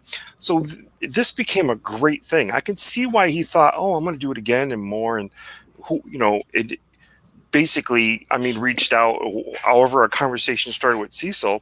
But this is really, granted, this is the Cecil character, but this is artwork by Donald DeLay, who's a fantastic artist in his own right. So, as much as it was Cecil, you're also taking money away from an artist. You're taking jobs off a table. Anytime you go after jobs, anytime you take food away from people, I think that's there's two good points. There's 2 good points in the chat. I want to point out before they leave. So Tor Stranger brings up, Dynamite did really well in the lockdown. Opposed to a lot of these companies that kind of folded and were losing jobs and losing artists. Diamond actually did pretty well in the lockdown. And then also, I want to point out something that Mr. Biggins says here. He says, we were told that Nick contributed to Wade's defense fund, which is super crazy, either because he's a fool or because he's a liar.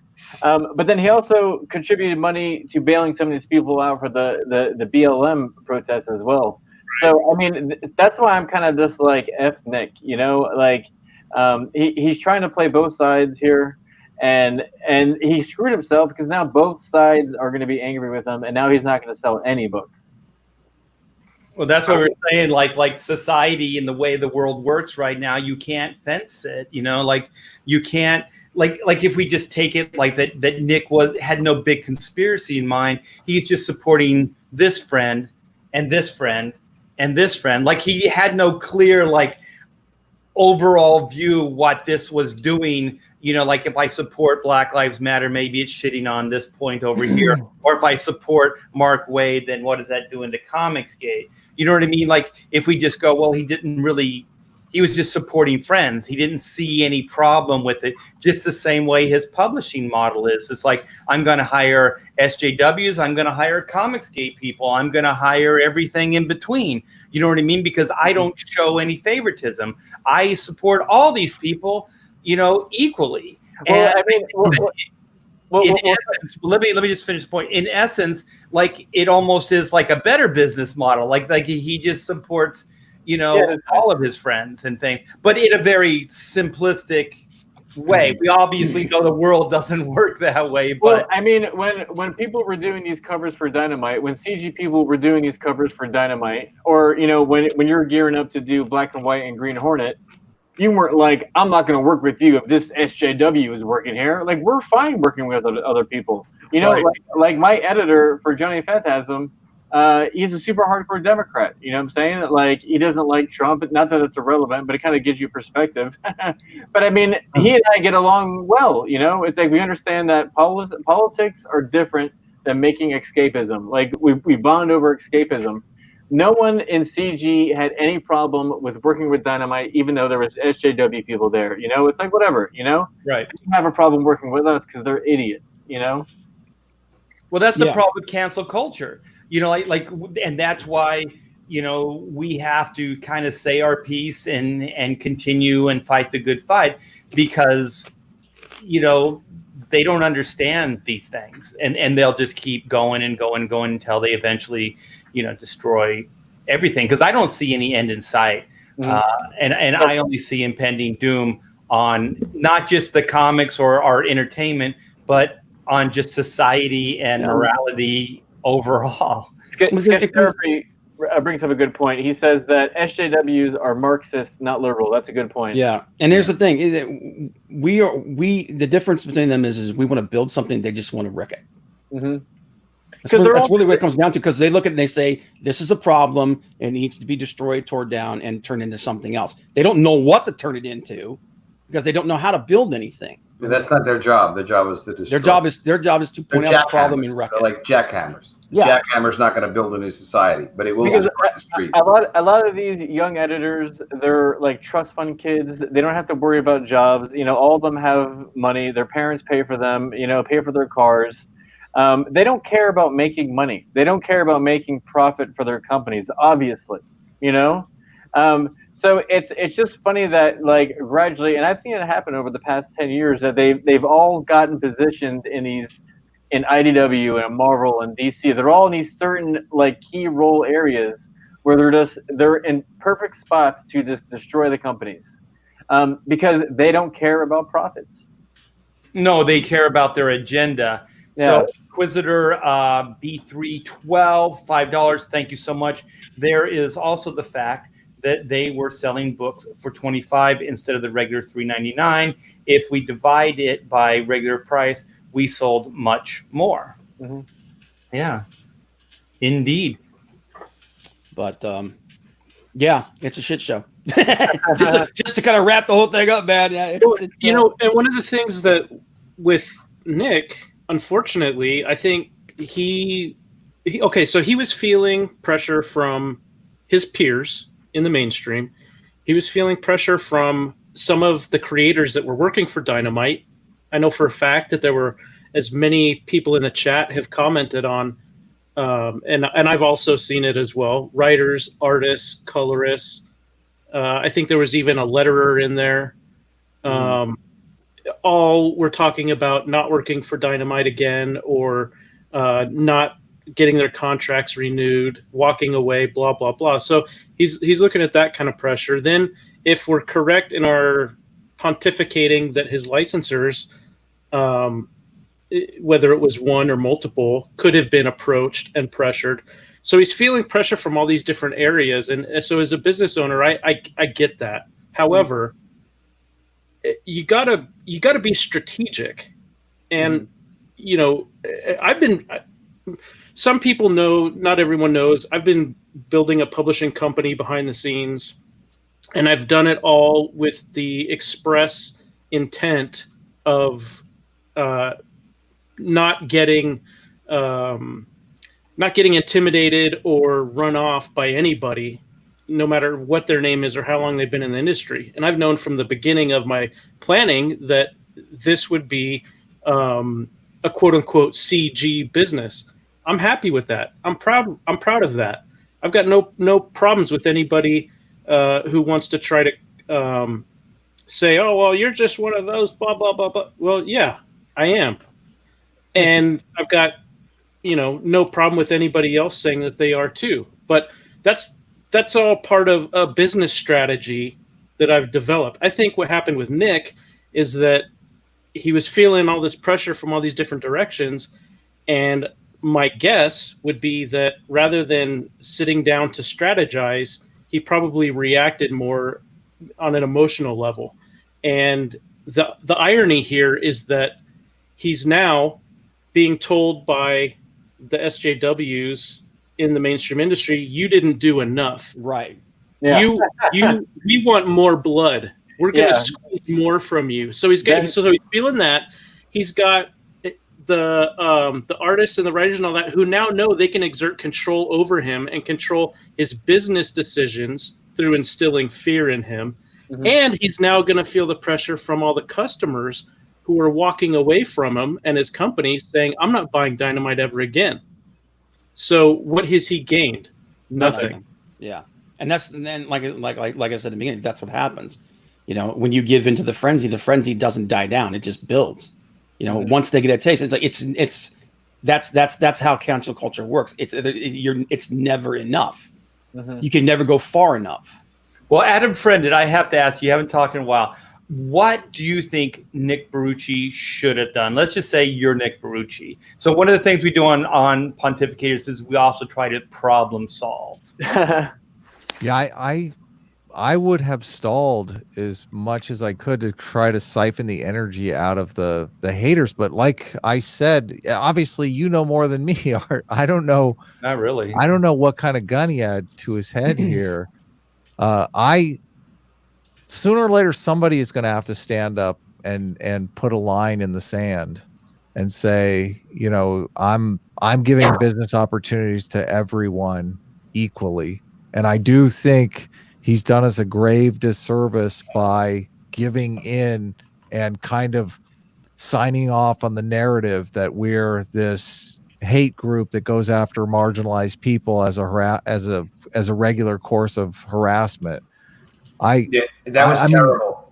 Sorry to interrupt. I want to underline because I said something a little contrary, but I agree with you completely with what you just said there. And I think he could have had the same result if he was going to back down and not made it sound like he agreed with them. He could have just said, look, this is a whirlwind. I don't understand what's going on, but I'm in business with people and I have to respect their opinions too. So we're going to take a pause on this right now and we'll get to the bottom of what's going on, buy some time or something like that. But he didn't have to make it sound. I don't know, but from my understanding, I also didn't like how he. Well, maybe we are a bit at fault as well, because I know that we try to see these kind of things coming, and a lot of people in Comicsgate have said, Ethan famously tells everyone, you got to know what you're getting into, what you're signing up for.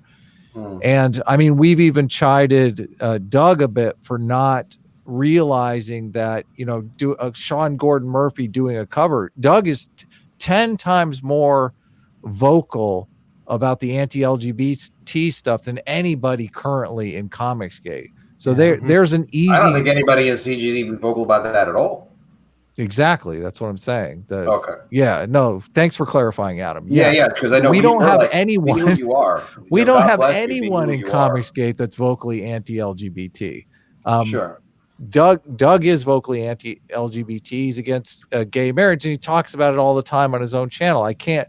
Like, you would think that Doug would make the calculation that someone like Sean Gordon Murphy probably doesn't want to associate with someone who's vocally anti-LGBT. They want to paint us as all vocally anti-LGBT because because your boy Zach made some videos criticizing some work, artists and authors who just so happened to be LGBT. I don't think he was criticizing them. No, he wasn't. Yeah. Yeah. So they're totally conflating criticism of a story into criticism of the author for some other reason, which is, I mean, it's evil what they're doing. I don't know how we beat that narrative, but our goal should be to beat that narrative or rebrand. I mean, sooner or later, companies give up the fight. Famously, I think the Washington Redskins have given up the fight. Well, I mean, they're rebranding, right? I think it's time for us to change the state of Washington's name. I mean, that is clearly a racist state, and we need to get rid of that state. Don't give them any ideas, Patrick. I mean, these are my ideas. I mean, don't think that they will not try to change the name of the state of Washington. KSSS said Adam LL Cool friended? Question mark. I think he means they're chopping chopping the heads off of statues of Jesus, man. I mean, yeah, they're not going to stop. I thought they turned down a statue of a deer. If I'm not mistaken, Seattle, Washington. A giant elk. They tore it down. I don't know what that elk did, but it was clearly a racist. Hey Bob, what is this that you sent? This is kind of a spoof article from Babylon Bee. This was probably what he was thinking was going to happen. It's like, everyone is happy now. Critics claim they will support Dynamite. After expressing concern that a proposed variant cover catered to an online blit group, critics say they are now 100% happy and will no longer bother the company for anything ever again. This is all we wanted. We're all good, said one creator who asked to remain nameless out of respect for the company. I do not want any attention. This is not about me. The creator said, I am just sorry this all happened. Hey, why don't we just go make some comics now and have fun?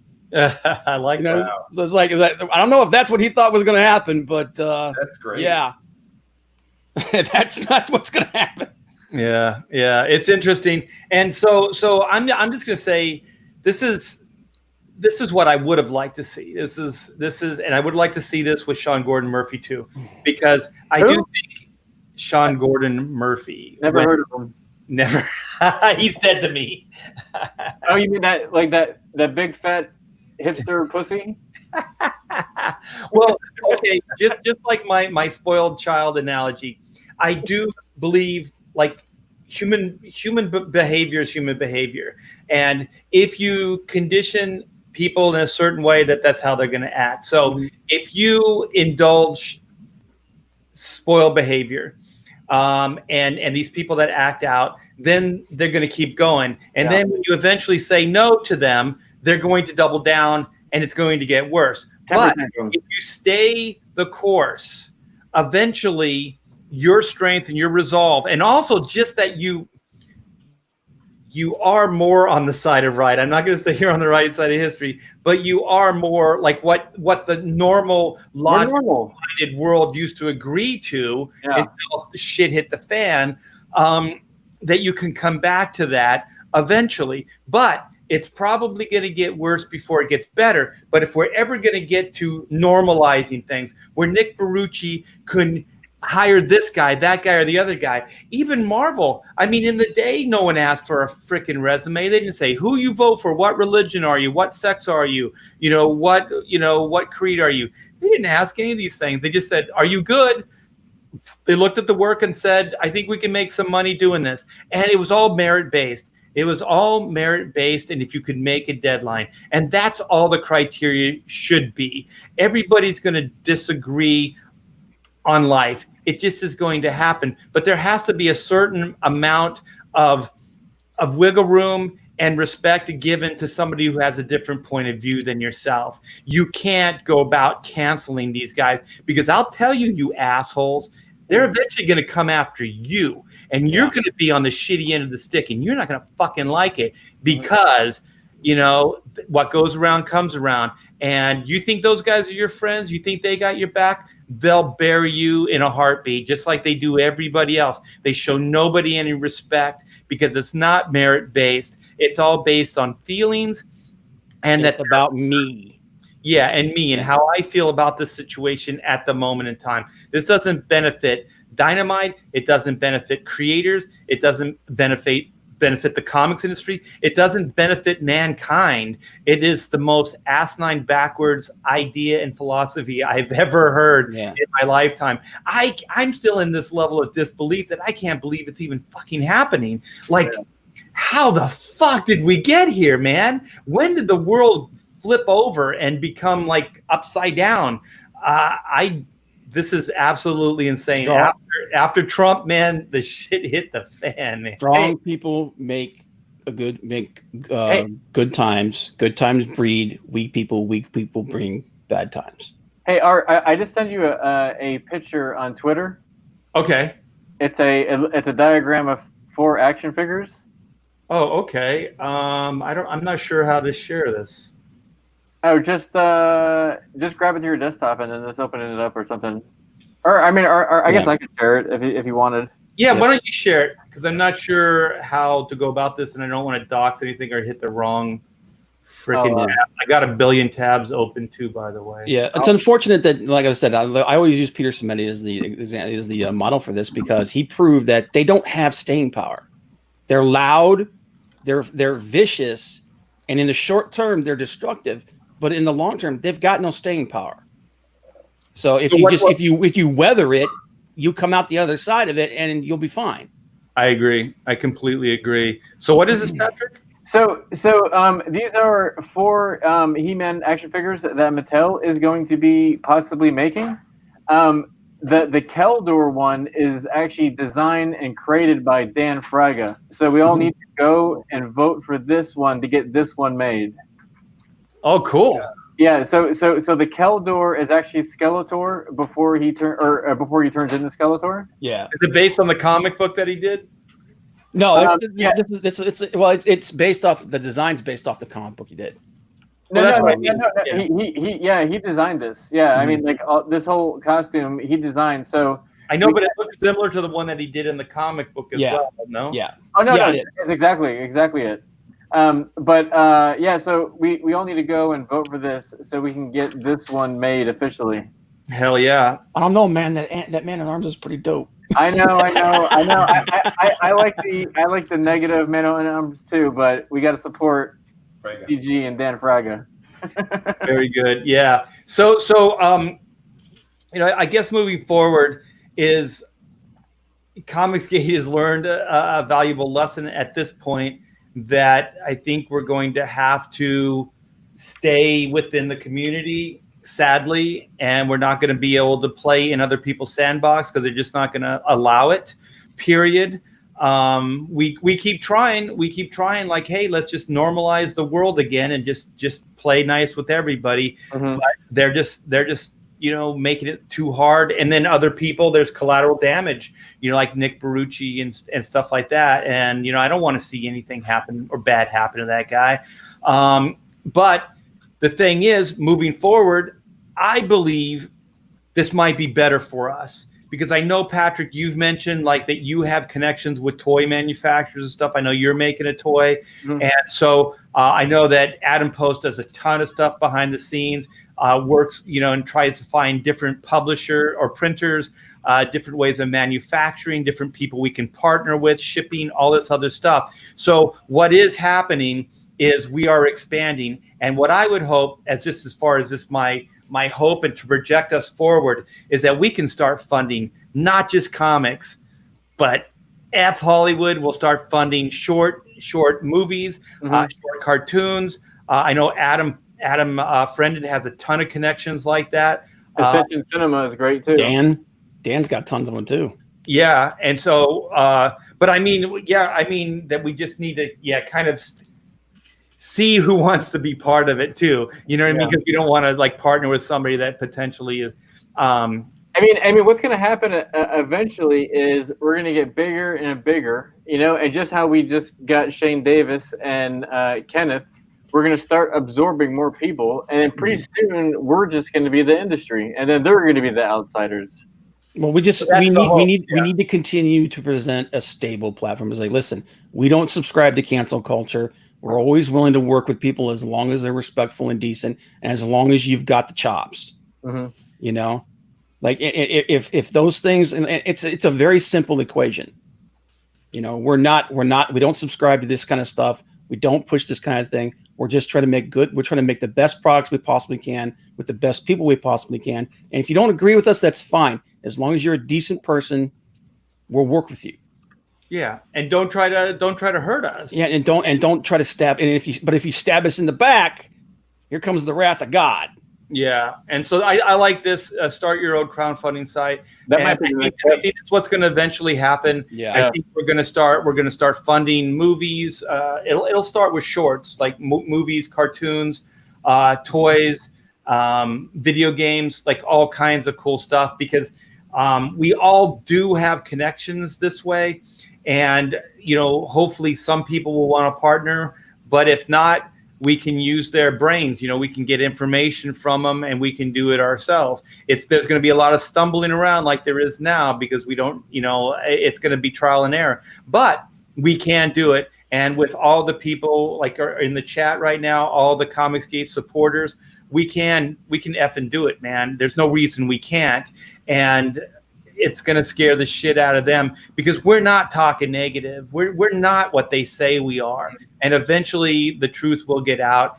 Sadly, the only way in the short term is we have to stay the course, and we have to become successful, because it's going to speak for itself. It's so interesting how that mindset is present today. I noticed it with the whole Donald Trump disavowing David Duke thing. It's like, how many times did he disavow David Duke, and just people just wouldn't listen to him? It was so bizarre. And the same thing kind of goes with like CG being a hate group. It's like, it's a record player. It keeps going over and over. It's like no one knows what else to say. They're just like, oh, they're a hate group. And then someone else is like, oh, yeah, they're a hate group because I heard Larry Hannah say it, and it's like, oh, well, this person said it. And it's like no one actually is investigating it. That's how they do things. They don't talk to people. They talk at people. Yeah. There's no communication. Well, because they don't want to confront you, because then they would have to acknowledge that you're a human being. It's also that they have to acknowledge that if there's any kind of discussion, their argument gets destroyed. Mm-hmm. Yeah, but then they'll just call you racist and move along. Johnny, I'm hoping, I'm going to keep my fingers crossed, but it's one of those things that that's why I'm keeping it very close to the vest, and I haven't named any names. And I haven't said production companies and things like that. So, but Art and I are going drinking this weekend, so we'll get back to you guys. By Monday. Yeah. You know what? Adam and I are just going to do our own productions and shit like that. Go to the whiskey. Hell yeah. we need another story from the whiskey from Art, man. Yeah, we'll go hang out, listen to some heavy metal, and bring bail money. If we support each other, we'll do just fine. There's more than enough brain power. There's more than enough expertise. That's it. Yeah. And we don't have to all, sometimes there's a fit, sometimes there's not a fit, whatever it is. But the Comicsgate guys are brilliant. They're tough. They help each other. When somebody needs to make a goal, we get together. That goal is made. We share our expertise nonstop, and we really actually care that each other, has the success that we need to have. And that kind of togetherness, and also the fact that we don't have overheads for the most part. We don't have expensive offices, a lot of people working for us. So we can kind of manage and make stuff work. And then when one of us finds something out, we always share the information with the other ones. So exactly. We have an incredible, powerful network that really can't be beat for what we're trying to do. As long as we stay in our lane and then we kind of build on success, we're going to be more than fine. Our Whisper Networks behind the scenes, you guys, is like, hey, what printer do you use? Yeah. Hey, I know. Exactly. How did you get that manufactured? Hey, that's meritorious and it's productive, and that's what you're supposed to do when you collaborate like that. Yeah. Not playing the destruction of people. I'll tell you the best part of the private chats is people sharing stuff with each other before you guys out there get. I got to see Patrick's action figures before you guys did. It was awesome. Cool. Yeah.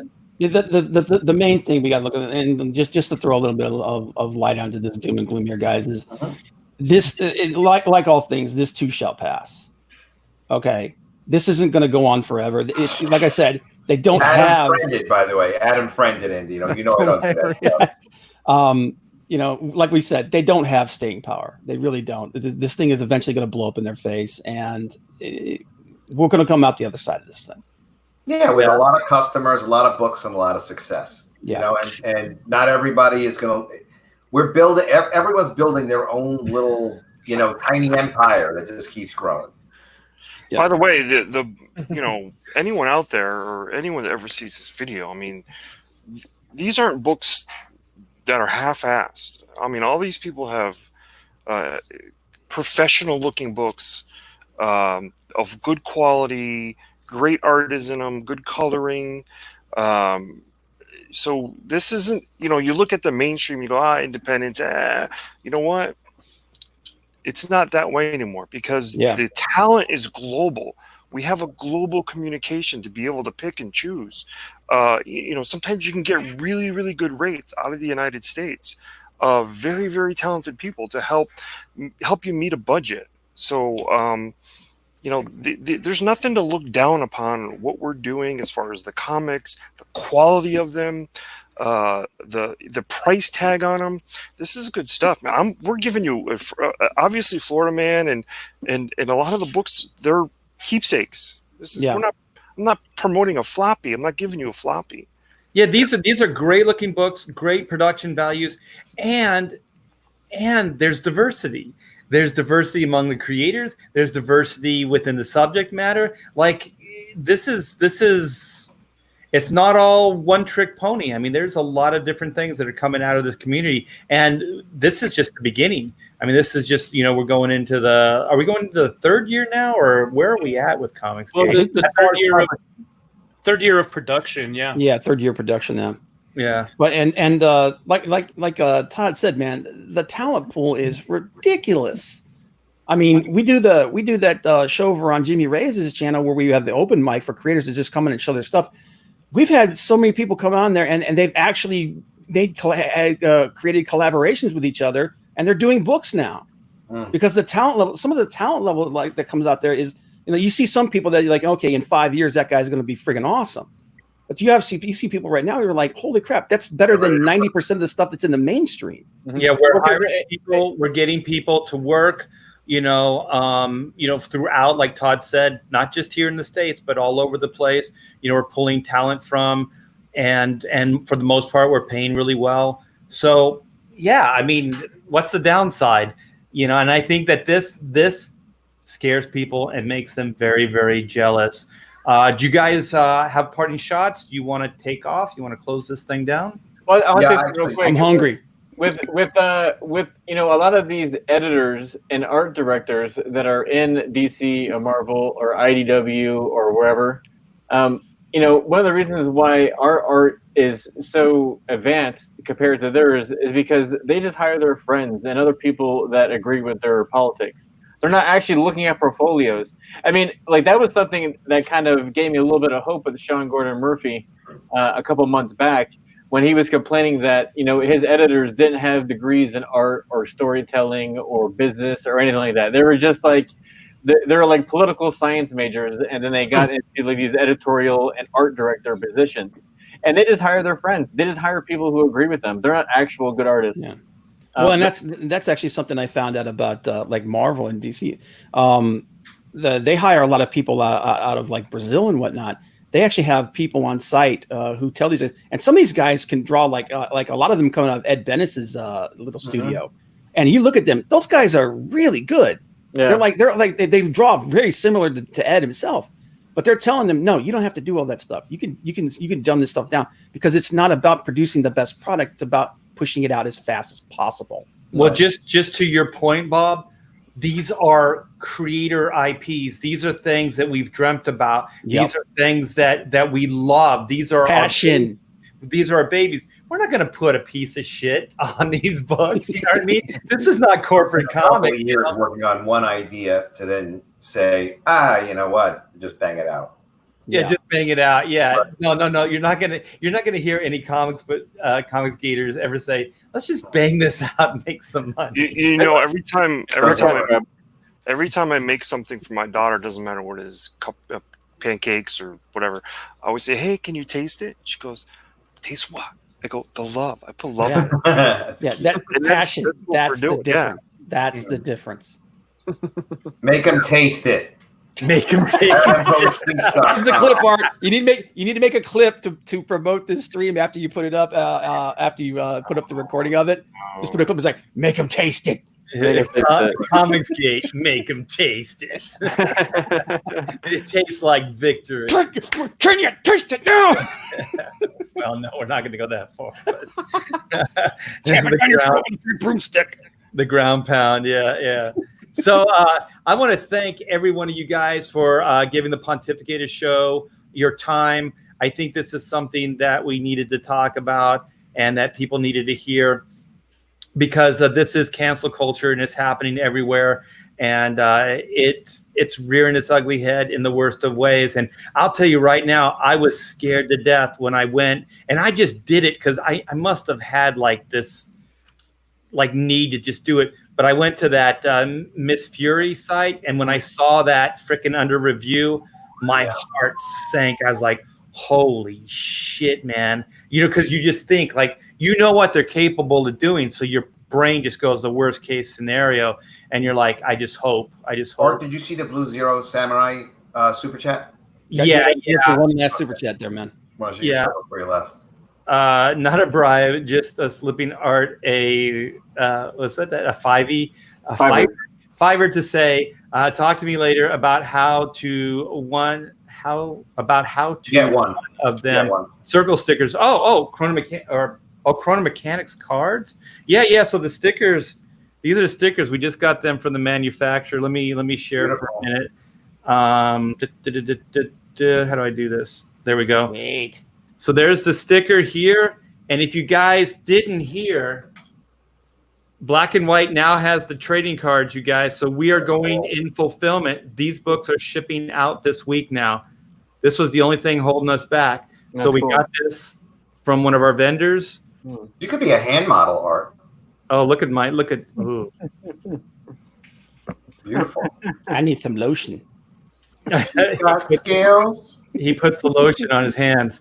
Thank you. That's as gay as I'm getting here. So wait until after the stream is over. Wait till after the stream. That's when the gay Adam friended Art Thibert love fest begins. What is that? Just wait till. Why did you bring that up? The stranger.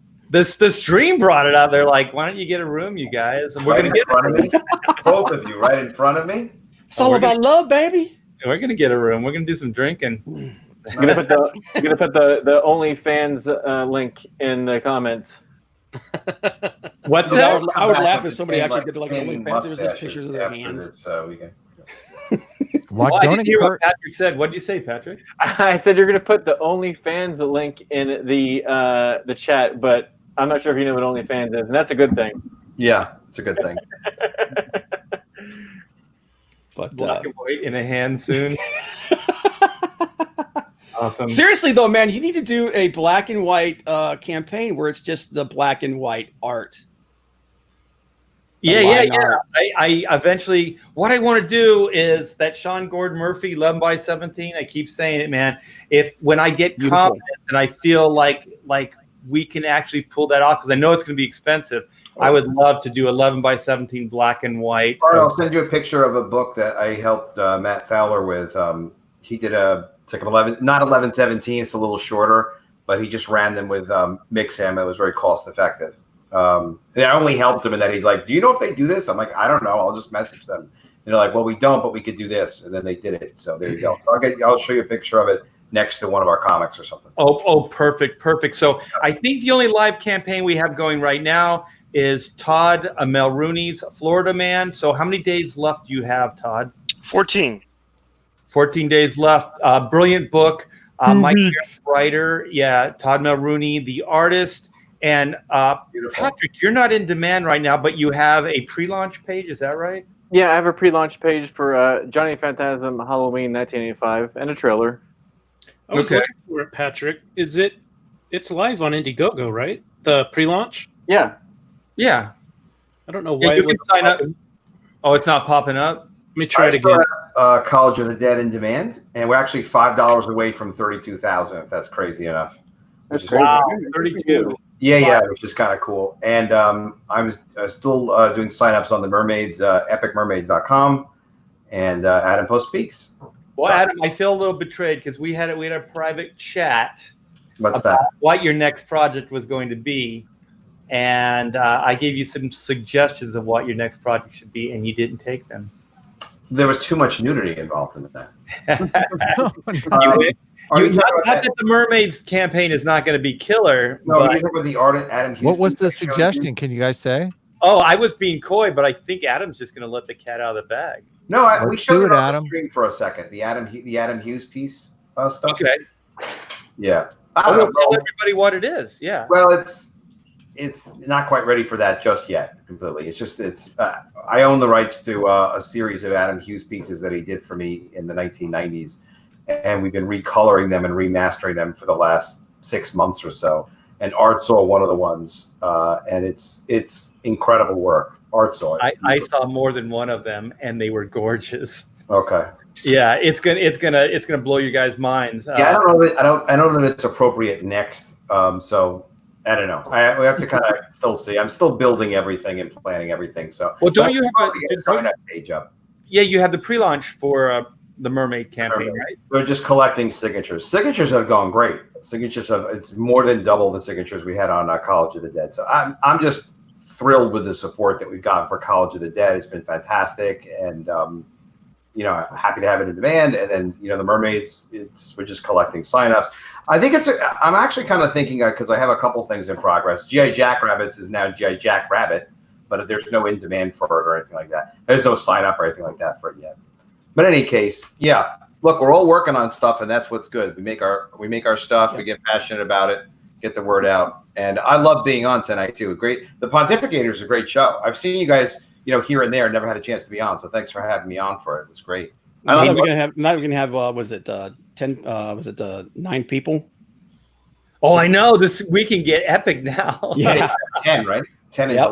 10. That's right. 10 for the full paid version. Because to be honest, where Bob was going is before Nerdrotic just cleaned our clocks every Friday, we were doing really well, and we had people asking to be on the show. So we were like, well, we can only get X amount on, so there's no excuse for it now. But freaking Gary is killing us, man.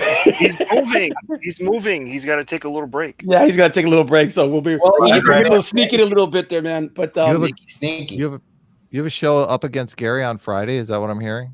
Yeah. Why would you do such a thing? We didn't plan it. We were here first.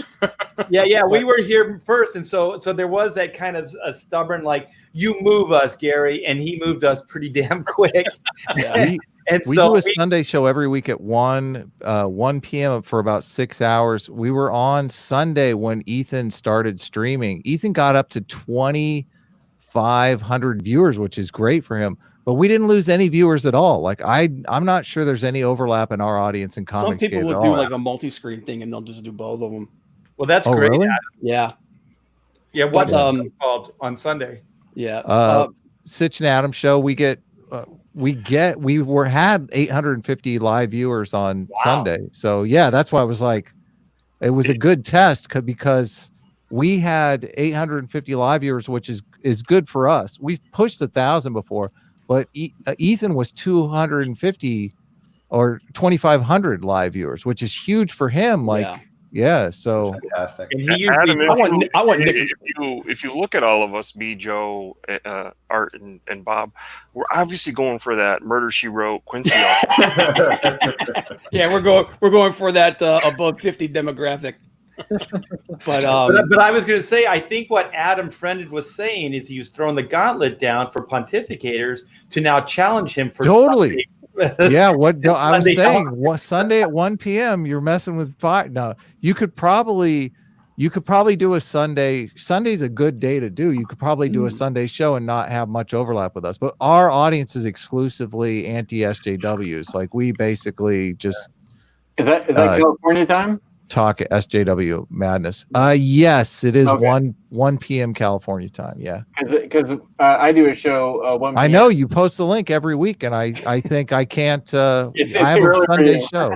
Yeah, I have a Sunday show. I'm setting up for my show when you post the link, and I think, well, like one of Patrick. the reasons why I do it on Sunday morning. Well, morning is one for me. Is just because everyone's up late the night before, so it's the only time that's like open. You know, Everyone's still got the hangover. Well, what I'm sensing here is that we need Wonder Twin power for Sunday and just kill everybody. Do it, yeah. Bring it Real in. quick before we take off, I'm gonna just plug my buddy Jimmy's book, Dragon Rage, real quick, if that's all right. Oh, sure. I've got it shared out if you want to check it out. The screen. Oh, I'm sorry. Let me read this real quick. Love the conviction tonight, RT. Your line work is crisp too. Keep up the good work. Hashtag grab a shovel and bury SJWs in our quality and benevolence. Yes. Crisp. It's crisp. Crisp. Okay, anyway, go ahead and share that. It's going to have you with a minute. This is Dragon Rage. This is my buddy Jimmy's book. If you guys, Todd's been over on Jimmy's channel talking about Florida Man. Every Saturday, about 9 o'clock, we do an open mic. We let any creator come on there and plug their stuff. If you guys got a book, you're getting ready to launch, or if you got one that's being worked on right now, definitely go over there and get some more eyes on it, guys. But this is his book he's doing now. It's called Dragon Rage. He's doing it. There's going to be a special cover by Dave Finch, and it's been written by Dave Philpott, really good guy. This is the one of the special covers that's going to be on it for. Like I said, this is one of those guys that we found just with the open mic there. This is the level of the quality that we're talking about. Sweet. But yep. So definitely go over there, sign up for it, and I believe if you if you sign up for it, I think he's still giving away. He did a 10-page preview book, like a little black and white preview book, like they used to do in the old days, and he's giving a bunch of those out. So you might get yourself a nice little souvenir. Cool. And I just have to say this. So just an update on what Andino's doing. He's working on himself. Give us more details, Andino. Don't tease us. That's called a stranger. We have a book too, Art. Supervillains Anonymous. We're working on pages for now. So. And there's a sign up for that too. Yeah, sign up. Oh, you do? Oh, okay. Yeah. I'm sorry about that. That's okay. Sign us, man. Come over on the open mic and share those things out, man. Cool. We're doing great on sign up. So like I said, I don't know how many Comicsgate people are on that sign up list. I think it might be 5. I think there might be 5 or 6. Well, go sign up Adam. New project, yeah. And we're going to be doing for Black and White Volume 2. We're going to do a sign up pretty soon. I can't believe that's right around the corner. So we're going to keep it coming. Don't let the schedule creep away. That's our main thing. Is just keep stuff moving. What pisses me off is because I've been trying to fast track that Black and White Green Hornet for Dynamite. Yeah, but thank God you're not in production on stuff. But like exactly. I mean, it could have been worse, right? But all my mornings, hours of work, I've been trying to figure out and put a treatment together, so I could run it by them. And now that's hours that I could have been working on something else. So my time is very precious to me. So I think I'm also extra. Art, you're also precious to all of us. I know I can say. All right, man. On that note, I'm going to let everybody go. I appreciate everybody. This was a great Pontificators. Thanks to everybody in the chat for hanging out with us and just supporting all these projects. This is just the tip of the iceberg. We got a bunch of new projects for you guys coming out soon. So stay tuned for that. So take care, enjoy, and you know what? Be nice to each other and make them taste it. Yeah, make them taste it. Yeah. All right. Back Florida.